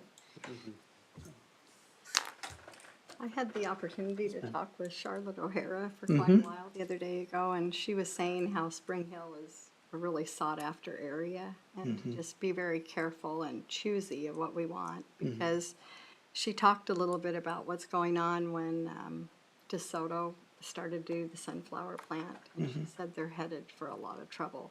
Sure. How that's set up with, I think she called it, I'm not familiar with these things very well, but the tax increment finances that go on for 20 years. That's correct. It's really going to be a detriment to the city of DeSoto, so And that's we what, don't want to get into that. right, and that's what I was talking about. I mean, honestly, if you start giving the farm away, then it really does put you in a heck of a mess. I'm not that, I've turned down lots of, industrial type where they were gonna, you know, do tilt-up buildings. One of them was 500,000 square foot, and you know, all they have to do is say, "Oh, yeah, well, we're wanting this type of financing, and we want a 75-80% abatement, or 100 for 10 years." Wow. And I've had some of them say, "Well, we're gonna talk to somebody else." Okay. Yeah. You know, meaning you guys. And she also offered if we ever wanted her to come and explain even more to us, that she would be really happy to come if we ever Yeah. wanted Charlotte to and come. she told me We that ever as get well. into She that said position. She's pretty sharp. if we ever I wanted just- her to Appreciate come what talk. you're doing. Right, I just don't see, honestly, I just don't see this community doing a lot of that yet. Because, I mean, just like Quick Trip, didn't ask for one thing. Nothing. Now, we're putting in a lift station, but it's to serve others, and we were thinking we had a lift station that would serve them. So we're kind of an 8-ball on that. But a lot of these companies that will come here won't ask for a lot of stuff, or if anything, you know. A lot of people don't realize, and I don't know, maybe some of you don't, every bit of work that's being done on that corner of that highway is funded by Quick Trip. The state's not putting one dime in. It's a lot of money. So, Wendy, you bring up a point that I was thinking about earlier. With our population growth and several people who I've talked to, like, wow, like, what is it about Spring Hill that everybody wants to move there? I don't mean to get a big head, but in the past, I feel like the city may have been a little timid, like a little sibling to Olathe, like, Right. we gotta do what we can to get.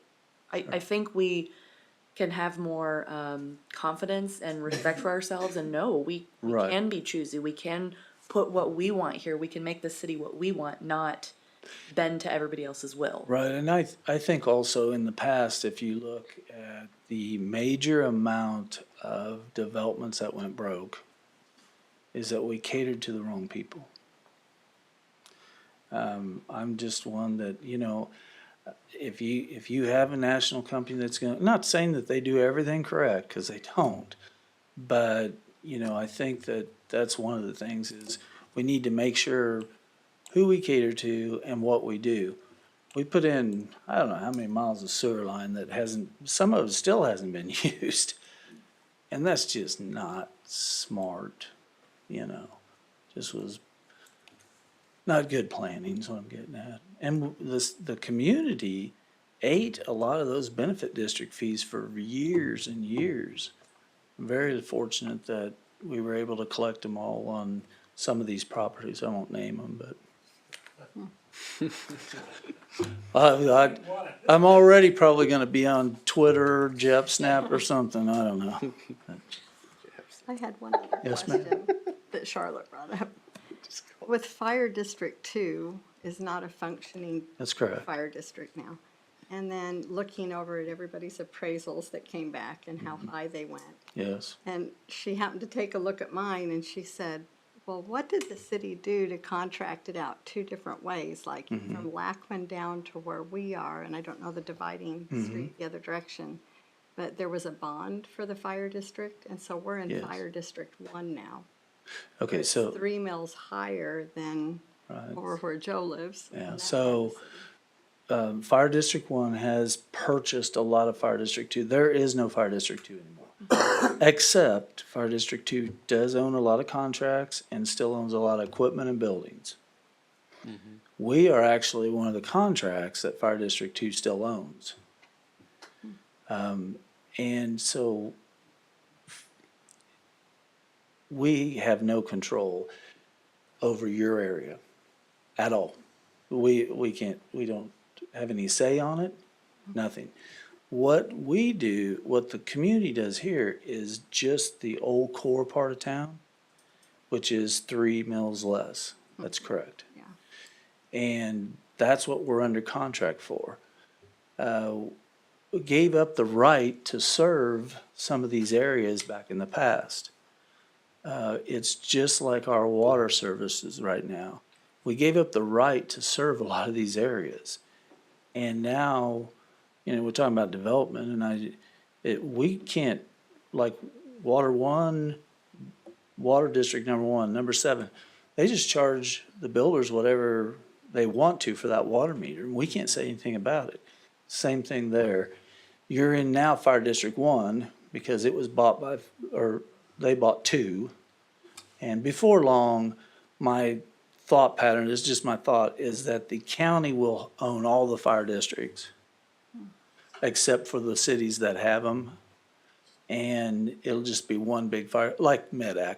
Consolidate. Yeah, consolidation. It'll be like Medac. Right. So, but yeah, there's nothing we can do for, From a legal and political stand, unless you want to start a fire I just department. wondered how it got split. We could start a fire department. good luck. From a legal and political perspective, this I can address specifically. This is a real role for you to speak with Commissioner Herrick, to speak with members of the Johnson County Board of County Commissioners, and perhaps to speak with State legislators. Maury Thompson, Penny Post Oak Ferguson. Maury was put into that before, perhaps also Joe Connor, Joe Waters, to make those connections and push for the county to address some of the, as they already have, as they previously did with 2, the rampant misuse of funds, misuse personnel, all the other issues that they had to address, and to push the county for a long-term solution to this issue. And that's where, Councilmember, that's where those conversations with commissioners and a follow-up with the county management team is, in the long term, the only way that's gonna get done. And it's probably good to get in now. For the election. Get your iron in that fire on the front end. That is my suggestion. It is an ongoing problem. It is an ongoing issue throughout. The continuing use of the rural fire districts throughout Johnson County has created a lot of issues.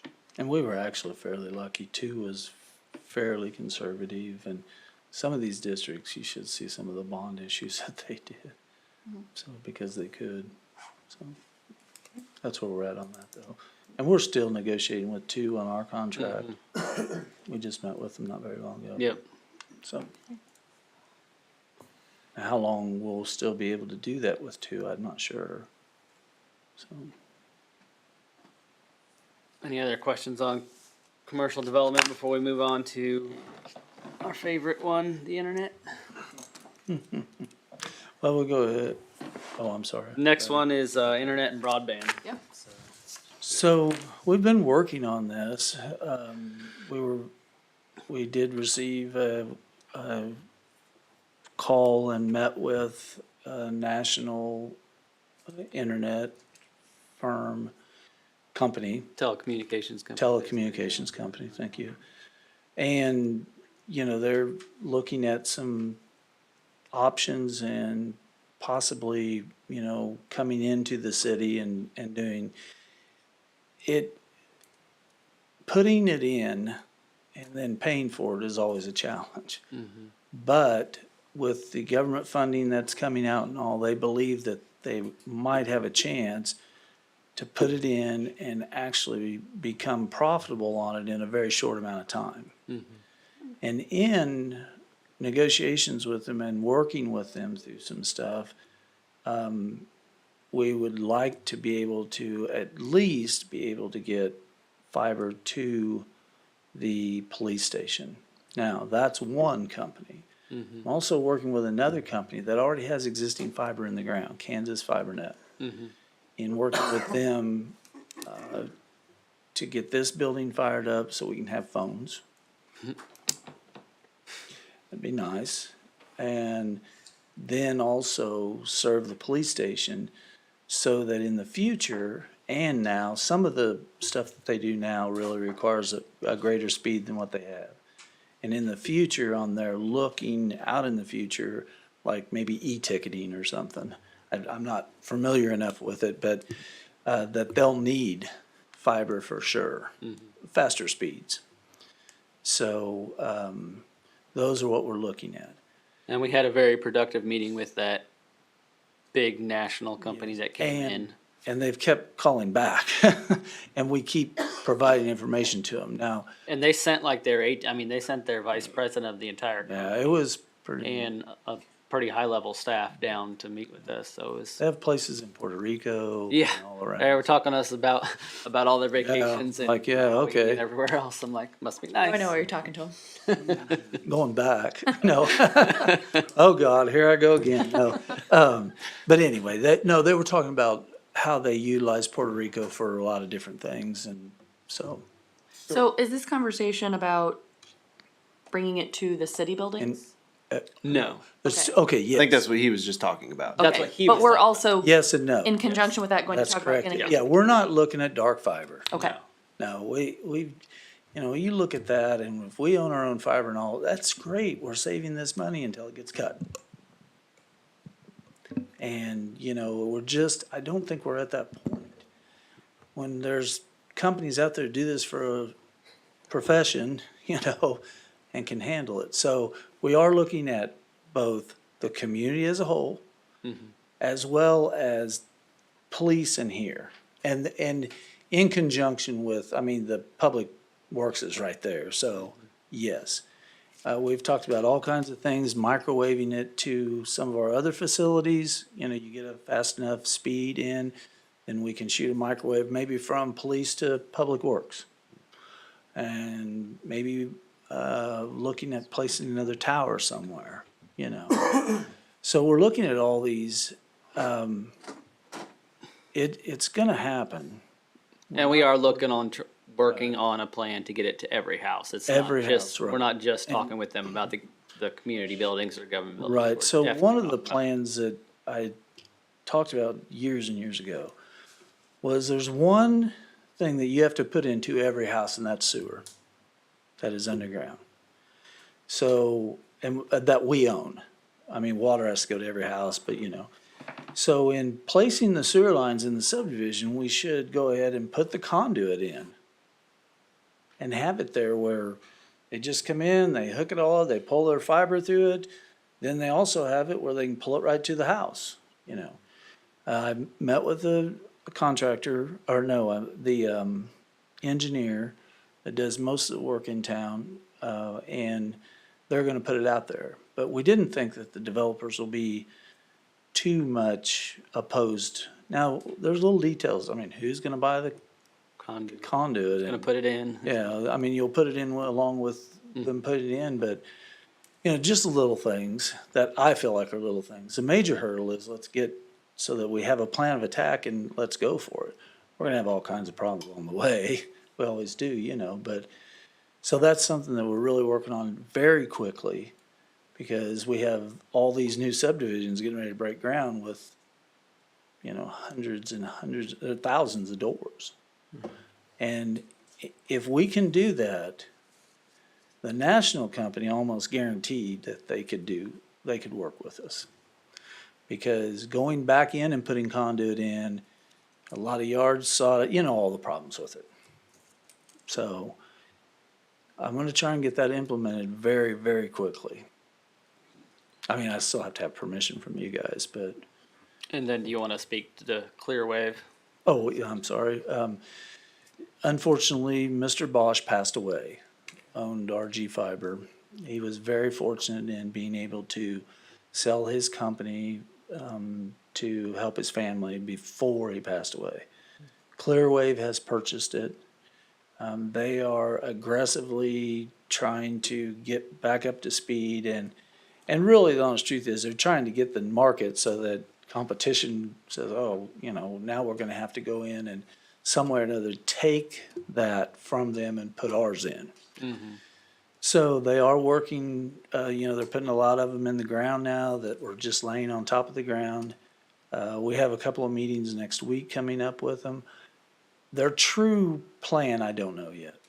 Yeah, we've had good conversations, but Good very brief, short conversations. Yeah, with and- them. And I think maybe they were, I think Mike might have taken a lot of knowledge with him, is what I'm getting at. Yeah, I think they're still getting up to speed, but they are like Pat spoke. They have already buried some lines, so they're definitely already They're eager. They getting on the ground and getting running. So they sent 2 representatives to the breakfast on Tuesday, and I met both of them there. Actually, so talked to them there, and then met with them later in the day because they were in town and had really productive. So like, I think you're right. I don't know that they even know what they have yet. But they're learning what they have. They are, I think, very well aware of what the problems are with what's there and what's existing. And they have a pretty good idea of that, and you know they're eager to get working on it, and I think we'll see good things from that. yeah, I and think so. and they're a bigger company. They have a lot more capital. Yes. They'll be able to have funds to be able to do the things instead of running out and not being able to. And like you spoke to, I think it's going to create competition. Which, if we have several companies competing for internet, I think that's going to benefit all of us. And I think so.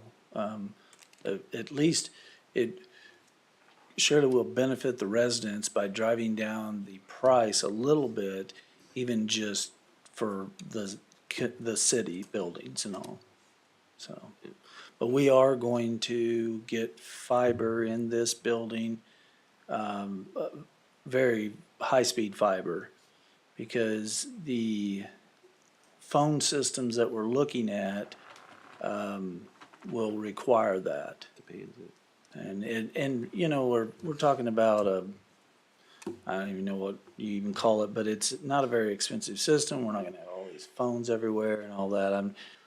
You know, if it's approved, which I would think that And there's fiber. major companies are using it. There's fiber already to the control room. We basically Yes, just have oh, it yeah, fired I'm up, so sorry. it's already in the building. It's just Yeah. not fired up. So, and I do know that the phone system, as far as being down and things like that, is a struggle. But, you know, it's amazing though, I really haven't gotten a whole lot of complaints. I mean, people know that we're trying. Yeah, we are working on an active solution. It's been a problem. It's been, I guess, a known issue that it was going to eventually fail. And Yeah, and you know, what we're anticipating next week, having it up and fired up, so. Staff will be happy. Well, I don't know. Phone will start ringing again. Weren't you just giving us some statistics on how many phone calls you took? The bad thing It's a little is, breather. goodness, you get all these emails. Yeah. When it comes to the conduit, like you were talking about in the Yes. new subdivisions, what all does that entail as far as cost goes when we're doing it? Right, so what I'm trying to get established in the mindset with the developer is put it in at their cost. Okay. We'll basically take it over and tell them, hey, we're not going to rent it to companies and all that. We'll do the management part to make sure somebody utilizes it correctly. So Okay. that's what, Treat it like a utility. Because I like the idea. I think that's. yeah. And I mean, honestly, we talked about this years and years and years ago, and I wish I would have just got it in some way or another, because looking at all the houses now, all the doors, I won't want to say, I mean, Jiminy. Well, and it just makes sense. I Yeah. know. And I can tell you, Grant Merritt did it on his own out there, Yeah. I had because the city wouldn't step up. years ago a house I built probably 20 years ago, and we put a 4-inch conduit from the street to the house, and it was through the woods and everything. Put 4-inch conduit just put it there in case Future. he ever needed to run anything to it, and I know he's utilized it multiple times since Right. then. So. And we actually have a pretty good ace in the hole right now. We have a crossing the city owns under the railroad. Oh, okay. And those are just like almost impossible nowadays. Yeah. I think I'm So No, I like that idea. we're trying to I see think we need to who make sure really that wants to happens. do the best for the community Yeah. before it's utilized. Good thinking, that. I think I know what you're talking about. So, and we just got lucky putting it in. Yeah, because the railroad's pretty tight on it. Yeah. Yeah. Chuck laughs. Well, I understand railroads, none of the laws apply to them. Like state laws don't apply to them. Right, I know they're. I mean- Exactly. So you have cities who sometimes court railroads thinking that they're gonna get something, and then the road says, yeah, we're taking all this land. Yeah. So, I'm very hopeful and I think we're in a really good position to actually go ahead and get really, not that the fiber companies that are here are bad today, but more competition, better production out of the fiber companies and get the entire city covered. And better technology. Just Better some of the stuff they were technology, sure. showing us, you know. was But I think that in going in here and saying, okay, I've got 500 conduit connections in this one area here, but there better be 100 connections made in the old part also, or available for connection. You gotta See what spread I'm it out saying? evenly. Right, that's what I'm getting at. We're gonna give you this conduit over here, but you're gonna have to help in the old part a little bit. Yeah. So, I don't know if that'll work, you guys, but I'm gonna try. It won't hurt to get the conduit in the ground.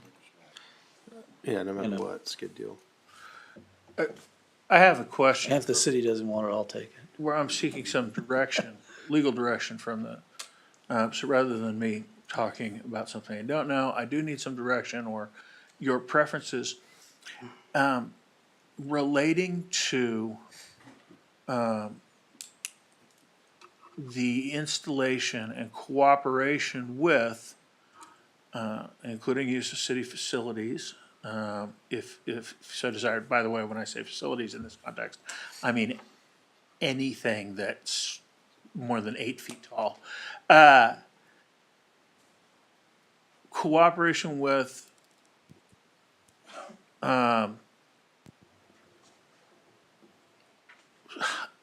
cellular network providers and data providers. One of the big issues that's coming up is if you have sufficient facility for a fully implemented high-end 5G network, which could mean up to 300 to 500 Small cells. microcells, a mix of microcells and small cells in a square mile. Okay? That may be as fast as high-speed cable. It may not be quite as fast as the very highest end right now, but it's gonna be faster than what most people get with cable in their homes. And is in certain places now, it's limited. What is the city's approach to that? The city has not, the city's a bit behind in terms of addressing, certain standards, related aesthetic standards, processes for that, and, We're not. well, you're not behind, We you're, already have a policy in place. okay, never mind. Yeah, I did. You wouldn't have known this. I wrote one for like 4 years ago, Right. and I don't know if it So- ever happened. Well, it didn't, we have it in place and it was approved, but yeah, the one that you worked on, and it is through the right-of-way process. Aesthetic standards. Okay. You wouldn't have known that, Chuck. That's why I interrupted. I'm Okay, well, sorry. I'm glad that it happened, cause I provided it for, part of it for Yeah. free, cause I did it for somebody else and just gave it to Mr. Jenkins. I also, but there are very different approaches. Some cities are sort of fight with these companies. They lose all the time, by the way. They are the new railroads. The cities lose Right. Cities lose. when they fight the fiber guys. No, when they fight these cellular guys. Cellular. Sorry. Okay. When they fight cellular, not just 5G, any cellular facilities. Okay? Between the FTC and the state of Kansas, there are fewer and fewer rights. There are no longer any franchise agreements. Are you talking, I'm trying to, I'm trying to determine what, you're choosing your words very carefully, and I'm sure there's a reason for that. Are you talking about like, so if a cellular network is expanding its network and it needs to place equipment in places in order for that network to expand? Many of those places are areas or property that cities or governmental entities own, like water towers, buildings, other stuff like that. Jim Bob's Field. Where is that kind of where you're going? Like, What I'm what trying- do you want our strategy to be when eventually one of these cellular providers comes and asks us that they say, "Hey, we need this, this, and this in order to place equipment to provide this network," or would you like to take an approach which is inviting to cellular providers, or an approach that is more restrictive to cellular providers? Do you wish to make as many city facilities, now, the city doesn't have many light poles. And that was Power my second poles. part I was gonna It's all talk to you Evergy. guys about. Yeah. Right, but we can encourage Evergy and we can help with, they've now got fairly decent aesthetically, even for wooden light poles. But you also have these micro cells where they'll use, say, city facilities, like put a bunch on this building.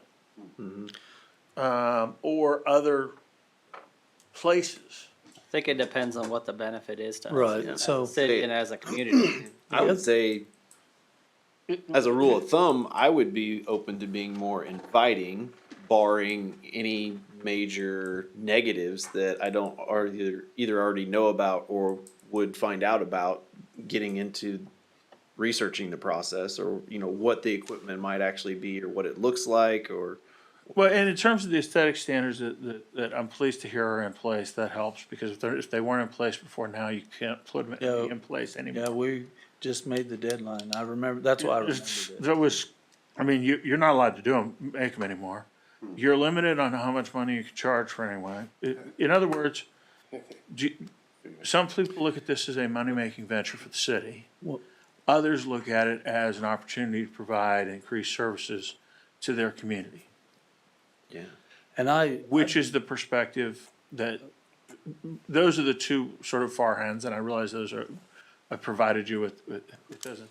Where do you fall in that? I would be of option B opinion of the two options you just laid out.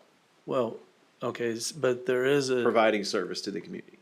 And I think that's the ultimate goal, I would think, of all of us, yeah. but, Making money's nice, but you know, I've think we also wanna been better working the on community. that Evergy won't sell us the power poles. No. I've talked to them, I mean, they won't even sell us the light poles, okay? Well, we can have developers put light poles in, we put a meter on, we own the light poles. And then if they wanna start putting these micros or small cell, whatever then they would have to rent them from us. So that- yeah, that could And work. so that's another workaround that I've been working on, and actually we'd proposed, community development had proposed it like a couple of years ago, that Great the idea. city start taking over owning the street light poles. Because before long, we're gonna be owning signalization poles. Bucket truck, things like that is just gonna be second nature, and utilization of it, you know. We'll have our first one that we'll have to maintain here by the end of this year.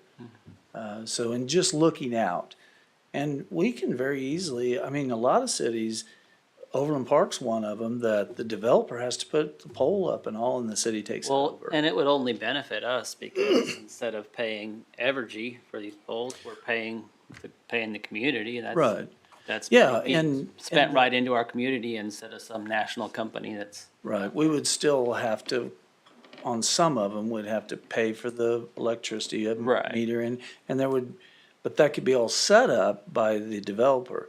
Another interesting part of it is we could take some of these developments and try to utilize just the solar streetlights. I have some of them that work very well, but you need a lot more of them. They're getting more popular. And they are getting Lots of stronger different and stronger. applications. So it might be a case of where there could be a whole realm of cutting down our cost to Evergy, because we pay a lot to Evergy for these streetlights, guys, a lot. The other point on the farthest end in terms of being inviting is to actively look for, and I don't mean go door to door and court or put an RFP out, but rather look towards the companies who are doing it, who are looking for communities to pitch their willingness to be used as a test or developmental site. Now, the most famous of these locally was, of course, what happened with Kansas City, Kansas and Google. Yeah, But but I don't want. you to have too that much same control. sort of approach. You're not gonna get that with fiber optic ever again. The new opportunity may be with cellular, small cell, micro cell, and increased, and the city can at least look to see if those are out there and you can pursue them or not. But that direction, that's direction that I seek from you. You that don't know is we are under contract with Verizon with our water tower. And they just changed it to 5G, so I don't know if you know that or not. Yeah, that's. I think it's a On top couple of the towers. thousand a month. How much? $1,300 perhaps, but I'm not certain. Okay, maybe I'm a little high, but It's it's below 2,000, I know that, but it's above 1,000. How's that? But we do collect some funding from them. So that's something else to think about on your list. If we're inviting, does that put us out there to where we have to take sometimes an offer that we don't like because? You already have to take an offer. You don't- Yeah, Oh, really? yeah. So Yes. When I said the new railroads, I meant it. Yeah, that's what I was kinda getting at. If we invite them, does that put us in there, we have to take it, or? If Well, if they come or if they just come, walk they in the come. door. And they're gonna put this stuff up, what you may be looking for, one of the reasons I say inviting is you may look for that opportunity to encourage someone with, say, reduced fees or limited fees, or look for somebody who's trying to develop a plan, or a test market. So that'll help us Well- to manage the aesthetic look of kind of what they're trying to do, is that what? Well, I think he's more looking It's on gonna the be benefits more we about might get from getting the technology here. Yeah, to benefit the residents while also at Right. a lower price point. It's a good idea. It's working. I just, it matters because these are extremely complicated contracts. When they come, they don't come small. And understand Verizon, for instance, you know, there is nothing that we could possibly do to Verizon. Verizon's budget is what? Somewhere between 100 and 2,000, the size of the state of Kansas. Well, then why do we ask for a contract? Why would we send our money to you? The point is, if we can get somebody who's gonna come out, that will help. It may provide an alternative. We're actually working on a couple of things Yeah. with the tower and utilizing cell for backup on our internet, on our fiber and all, so. Yep. There's a few things. There are a few things in the works already. Any other questions or comments or discussion on internet or broadband? you said phones looks like it's gonna be next week at some point. Hopefully. Yeah, I hope so. Got them working hard on it, so Right. hopefully. Yeah, they, like I said, it's just, it's unfortunate, but Yeah, It was gonna fail at some point. It's just unfortunate it happened right now. But if it didn't fail right now, the system would have failed a month from now, a year from Yeah. now. I mean, it was bound to happen.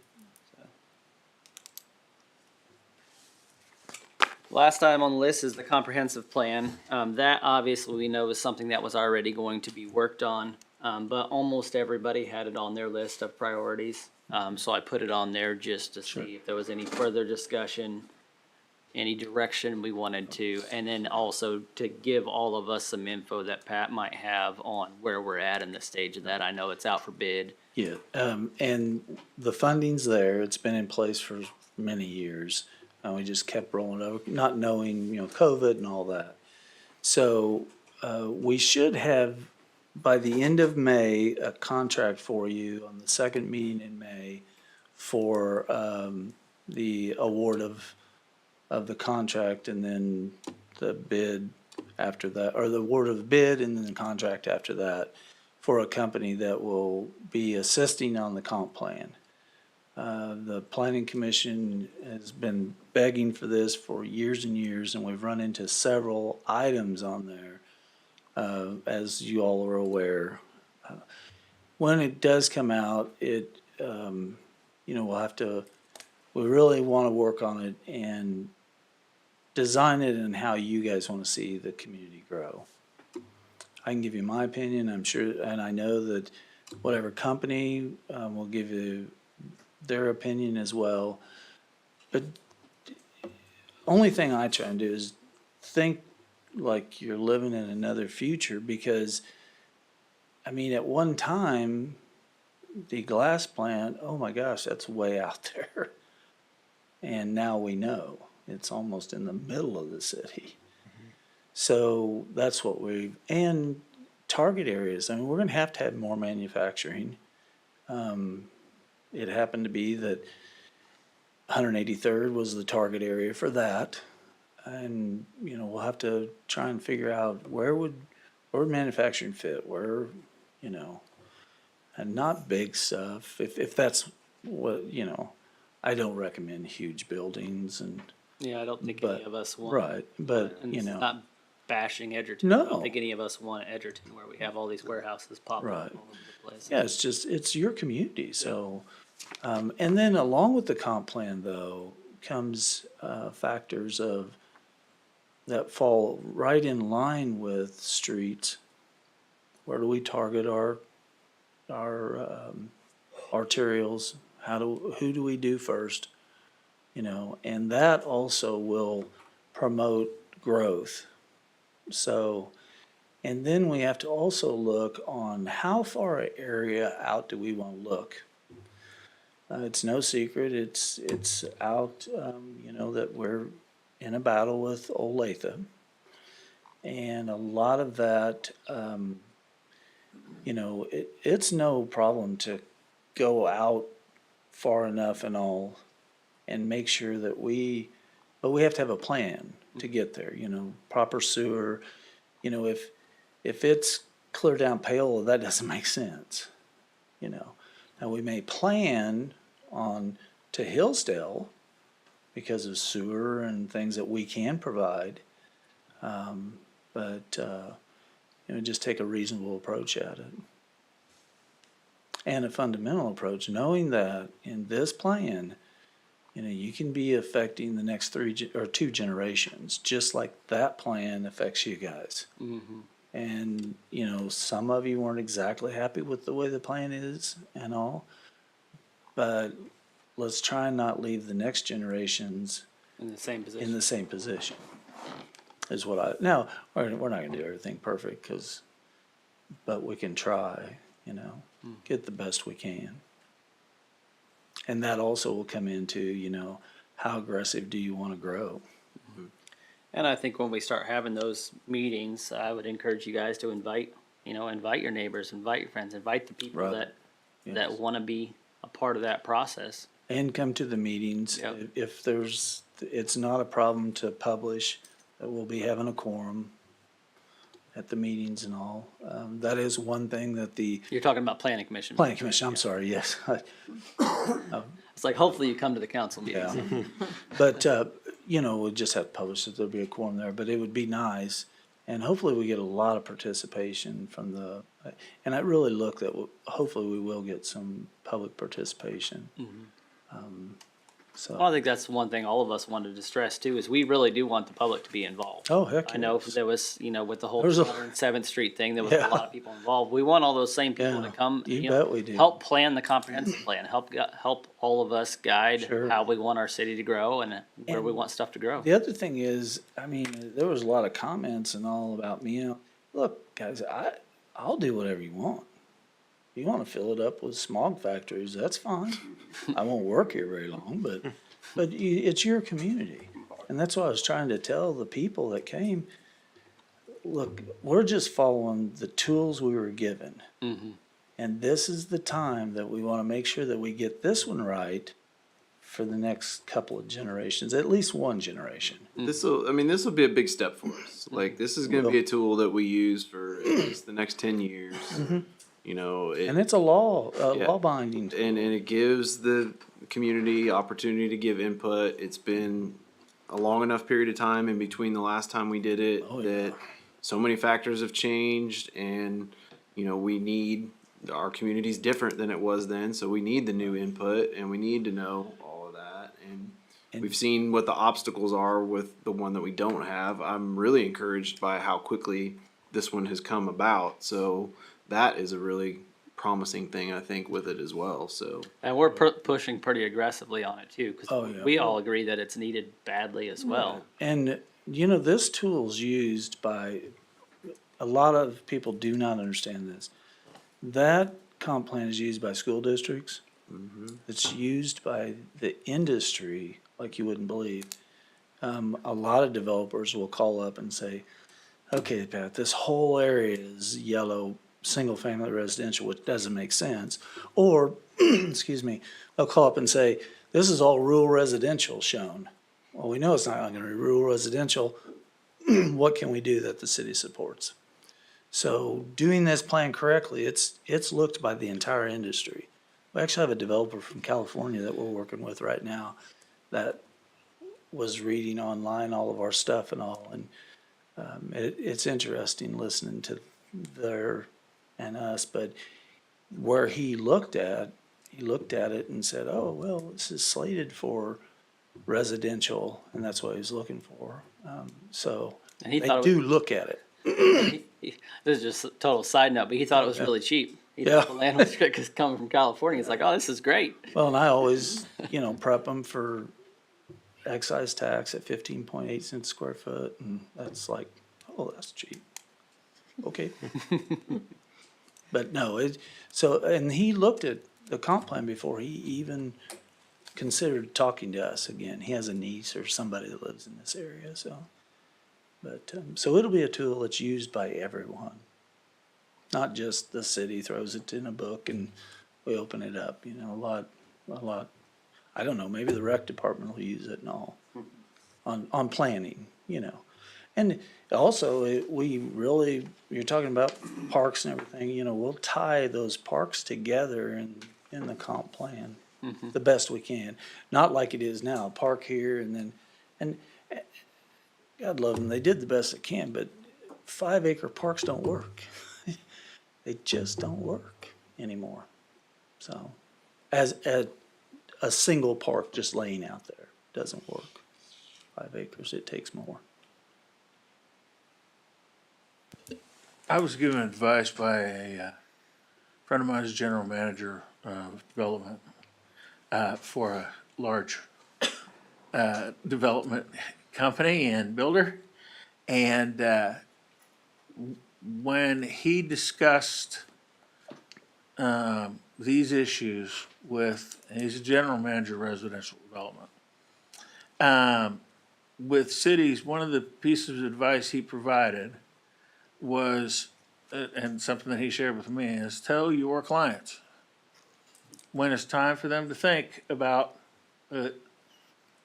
drive 16, either 8, 16, in either 8, 16, or 24 block increments to the north, to the east, to the west, south. And look what's there. And what is being built at that time. And that will tell you what and where is coming for you,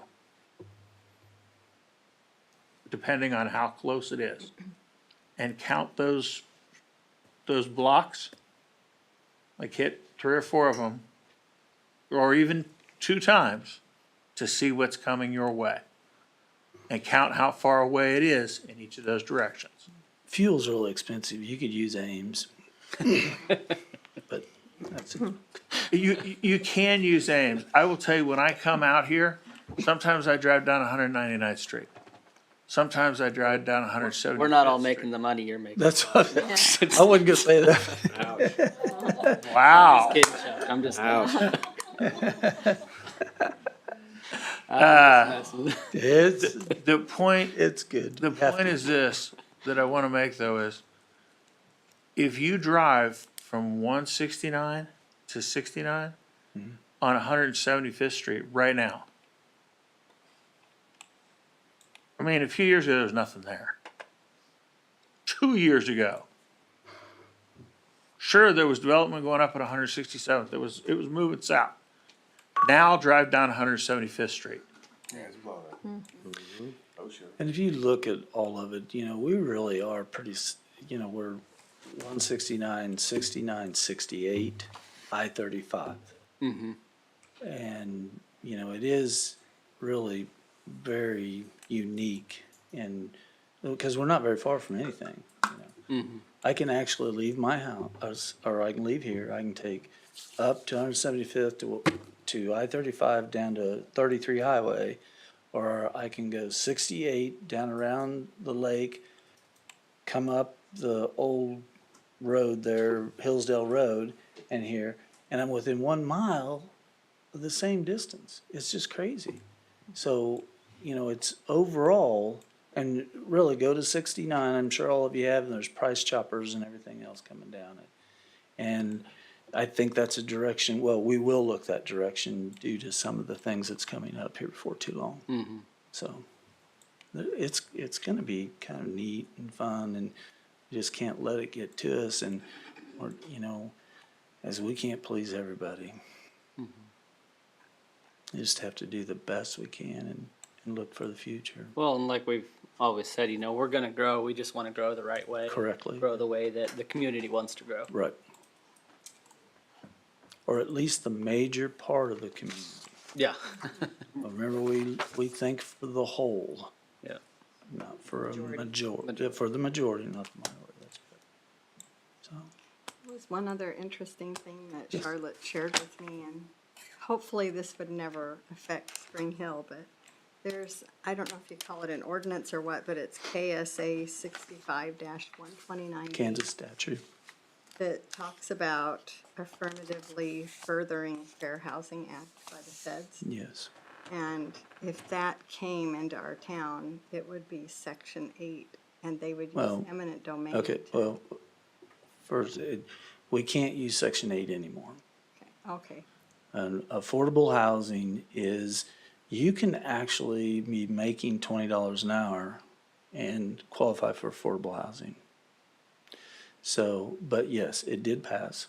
right. I'm very well aware of it. We reviewed it today. I reviewed it with, well, I have not talked to Janet McCrae yet, but Janet and I exchanged some emails today about it. And yes, you are correct. The hardest thing is about this is, and that's what I was saying, we have to see where we want to grow with all types of housing or commercial or industrial.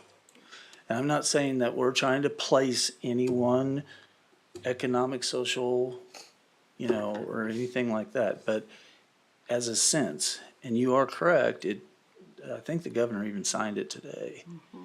And basically what it does is it gives money to people to buy houses, and then, there's a whole array of different programs in it.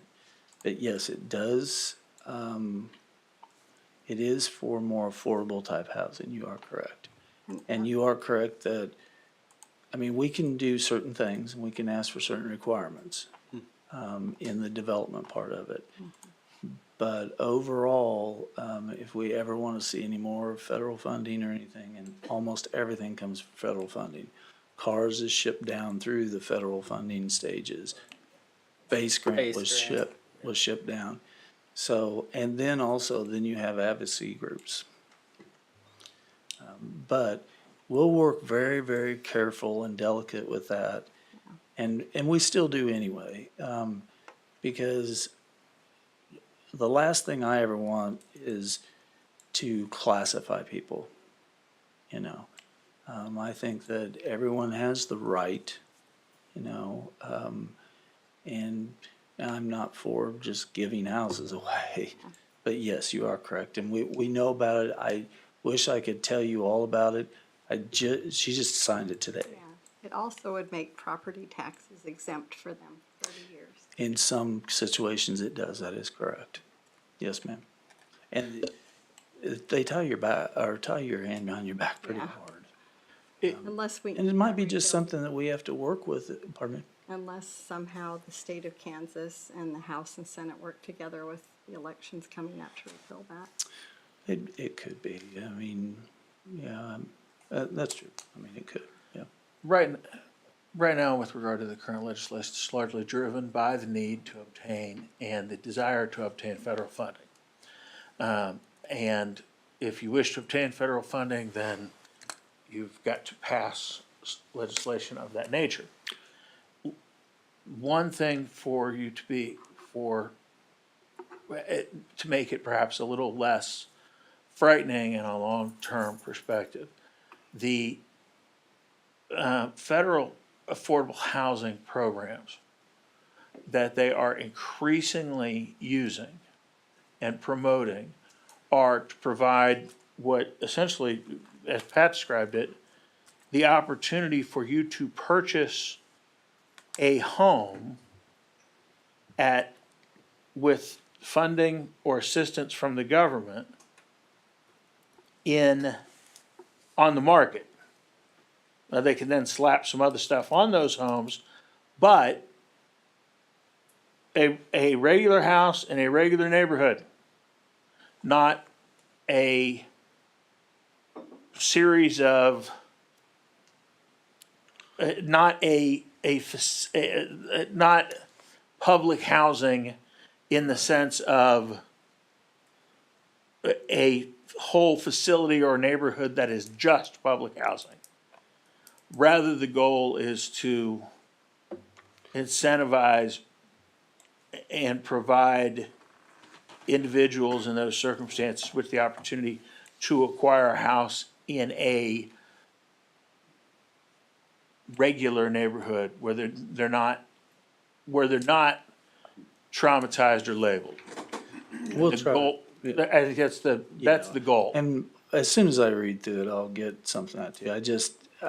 I don't really want to speak on some, I read through the brief of it, and I saw, like $25,000 I remember seeing, and it also goes to developers and also the local governments. And it may be something, well, I don't really want to talk about it until I read it, but it might be something that the local government, us, takes control of and does something with it. I don't know. I'll have to read it though, and I will read it tonight. So. Yeah, I think it was either today or yesterday. The only thing that I have left is, I don't know, if any of the directors, anybody has anything to say? I know that we're trying to get everything together. Have anything to say? You write an awful lot. Oh. Yeah. Harry, get it away from me. Just looking at some of these and listening to what people have said, there's a few of them that, from a police perspective, obviously we want good roads. It will decrease damage to our vehicles, things like that. Really, the only thing that I want to speak to is the commercial development, because as we increase commercial development, it's going to increase calls for service. One thing to take into account is we start getting a lot more commercial businesses, whether they're shops, stores, fast food. Our calls for service will tend to increase with that. Right now, we don't have a large shoplifting problem. When we start getting commercial businesses, we are going to have increases in shoplifting and those types of calls for service during the day. Nighttime, you get increased calls for service for restaurants and things like that, whether they're drive-offs or dine and dashes. So just something to be mindful of as we expand.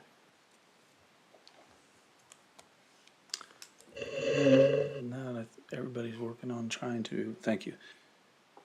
The employees, and I think interviews start tomorrow on several positions. So, And we'll plan on having several more of these as quickly as we can. So I think we need several of them to really we'll get follow-up information out of it. yeah, follow-up information and really get plans put into place. My request to you all is if you have a thought, an idea, something that you wish to discuss, or you want to see if we could draft an ordinance or some goal, please bring it up I would highly encourage you, particularly if it's an idea, to reference it at the comments at the end of the council meeting. And at that point, by some consensus or direction, you can tell staff as a body, go work on this. Go write this. Dunley, can you get an ordinance for that? And we can turn that around, but it's important, but we want to know what you want, Communication. rather than just bringing things that we think need to happen to you. Good point. I think we're getting some things accomplished too, so. Anything else from anybody? Any comments? Do we want Questions? to maybe Should we schedule a summarize? follow-up? Well, should we summarize too, everything? Sure, if you want. What we want them to do, and then, schedule a follow-up work session. Well, the only one that I really saw that we were looking for, I'll say, action on was the roads, The road right? stuff. And then the pool, The pool. And, Yeah. the old pool. And the RG. yeah, and it's really good. I mean, Amy goes, and I know Glenda as well, and probably Ashley, but they go back and look at these Yeah. over and over and over. So that's nice for us, And Chuck, I wanted to apologize. I was just messing with you earlier. He knows. He knows. I think the only other thing I was wondering if it could be an ordinance that we would bring up is after listening to the citizens participate on the chicken, wanting to have chickens in Spring Hill, where I never thought Overland Park or Prairie Village would have that, but I think that, in my personal opinion, that there is room in Spring Hill for people to be able to have an ordinance for them if they were in the right areas. Well, that's, And if it right, had that's the regulations. problem, is the correct areas, you know, and taking them. I'm not for or against it, cause, you know, I won't see them from my house. But I do encourage everyone that if you want, I can have somebody bring some chickens. And no, I'm serious about this. Like you in know. here? No, to your homes. Oh, okay. Two daughters that And- have chickens. yeah, and so- I've asked their opinion. Yeah, of a and couple so if, different- you know, and then the one thing that really was the big holdup on it last time is there was some confusion and there was also some comments about the homes associations where they wouldn't allow them and I don't know. Yeah. But yeah, we would be more than happy to. And, bring and it is a discussion item I was gonna say, on council meeting next week. Oh, good. So- All right. That's, Perfect. I had requested to the mayor to make it a discussion item. And I had quite a few requests from citizens to. Yeah. Yeah. I think it was 264 on the petition when I looked at it last. Yeah. And I would also, I looked at what Overland Park has and is doing, and I would encourage all of you to do the same. It's very straightforward. It's very, I would say, easy to understand what they're doing for the most part. And I think it, as a part of the discussion, would be something that would be really good to look at and model. And they do We can have a have good that. If I approach. can, They do have a good approach. One thing I would note on the Overland Park. if I can approach. add something when you're finished. Oh, I'm sorry. On the Overland Park approach is much like it's likely to be here. Older neighborhoods can have them. Farther out can have them. If you happen to build a house that's not in a subdivision, you can have them. If you live in a subdivision that's been built in the last 25 years, then you're not putting a chicken coop in your backyard. That's what the homeowners associations are for. I mean, whether you like it or not, now you can go fight your homeowners association, but I would not suggest that the city engage in those fights. Those are That's, private matters. Yeah. talk about it next week. Yep. Yeah. Yeah. We'll have Overland Parks ready for you. We'll have Overland Parks ready for you. Well, what I was gonna say too, the previous council did discuss chickens, and I know that Chief Henson did a lot of work on that, so we could probably And I have, bring to you what staff has already, I mean, they did We had our own study on ordinance that got considered, right? Yes. Yeah, so we got So- that and plus Overland Park as a starting point, so. and I did. I think that Overland Park was included in Chief's study, so, I mean, she could bring that to you. And I did talk with her. Good, okay. A couple days ago Okay. about that. And so you might just put a note about that. I did talk to her about, digging up that from last year. And she said she'd work on it, so, Yeah, we discussed it. okay. Chickens? As long as you didn't have to be chasing them, right? That's what it was, yeah. Yeah, somebody did say that, as long as they didn't have to chase them or something, I remember that. Calls for service. Yeah. My neighbor's roost. No, All right. all right, Thank well, you. anything else, guys, besides chickens? That was my first meeting. Chicken meeting? Yes. Price So that was, in all fairness, since none of you were on the council at that time or mayor, that was 11 months ago, and the council did discuss it. So it's been less than a year, and it has already been brought to the council. So this would be the second time in In 11 months, 12 a months. year. Yeah. Okay. Do you remember what the outcome was? I can't remember. I remember the being voted down, obviously, but I don't remember if there was any favoritism for it or not, or any favor for it. You got shot down, right? Yeah. Obviously. Was it Yes, Clearly. yes. 100%, or did it have any? I favor? don't remember the vote Yeah, turnout, but it's I know we May can- I know we 13th, can so look. feel free to go watch the, yeah. I say I couldn't remember if there was any favor or not. yeah. Do we have to adjourn? Yeah, do we have to officially adjourn, I think? Yeah. All right, I entertain a motion to adjourn. I move to adjourn. Second. Got a motion and a second. Is there any further discussion? If not, all those in favor? Aye. Aye. Motion carries 5-0-0.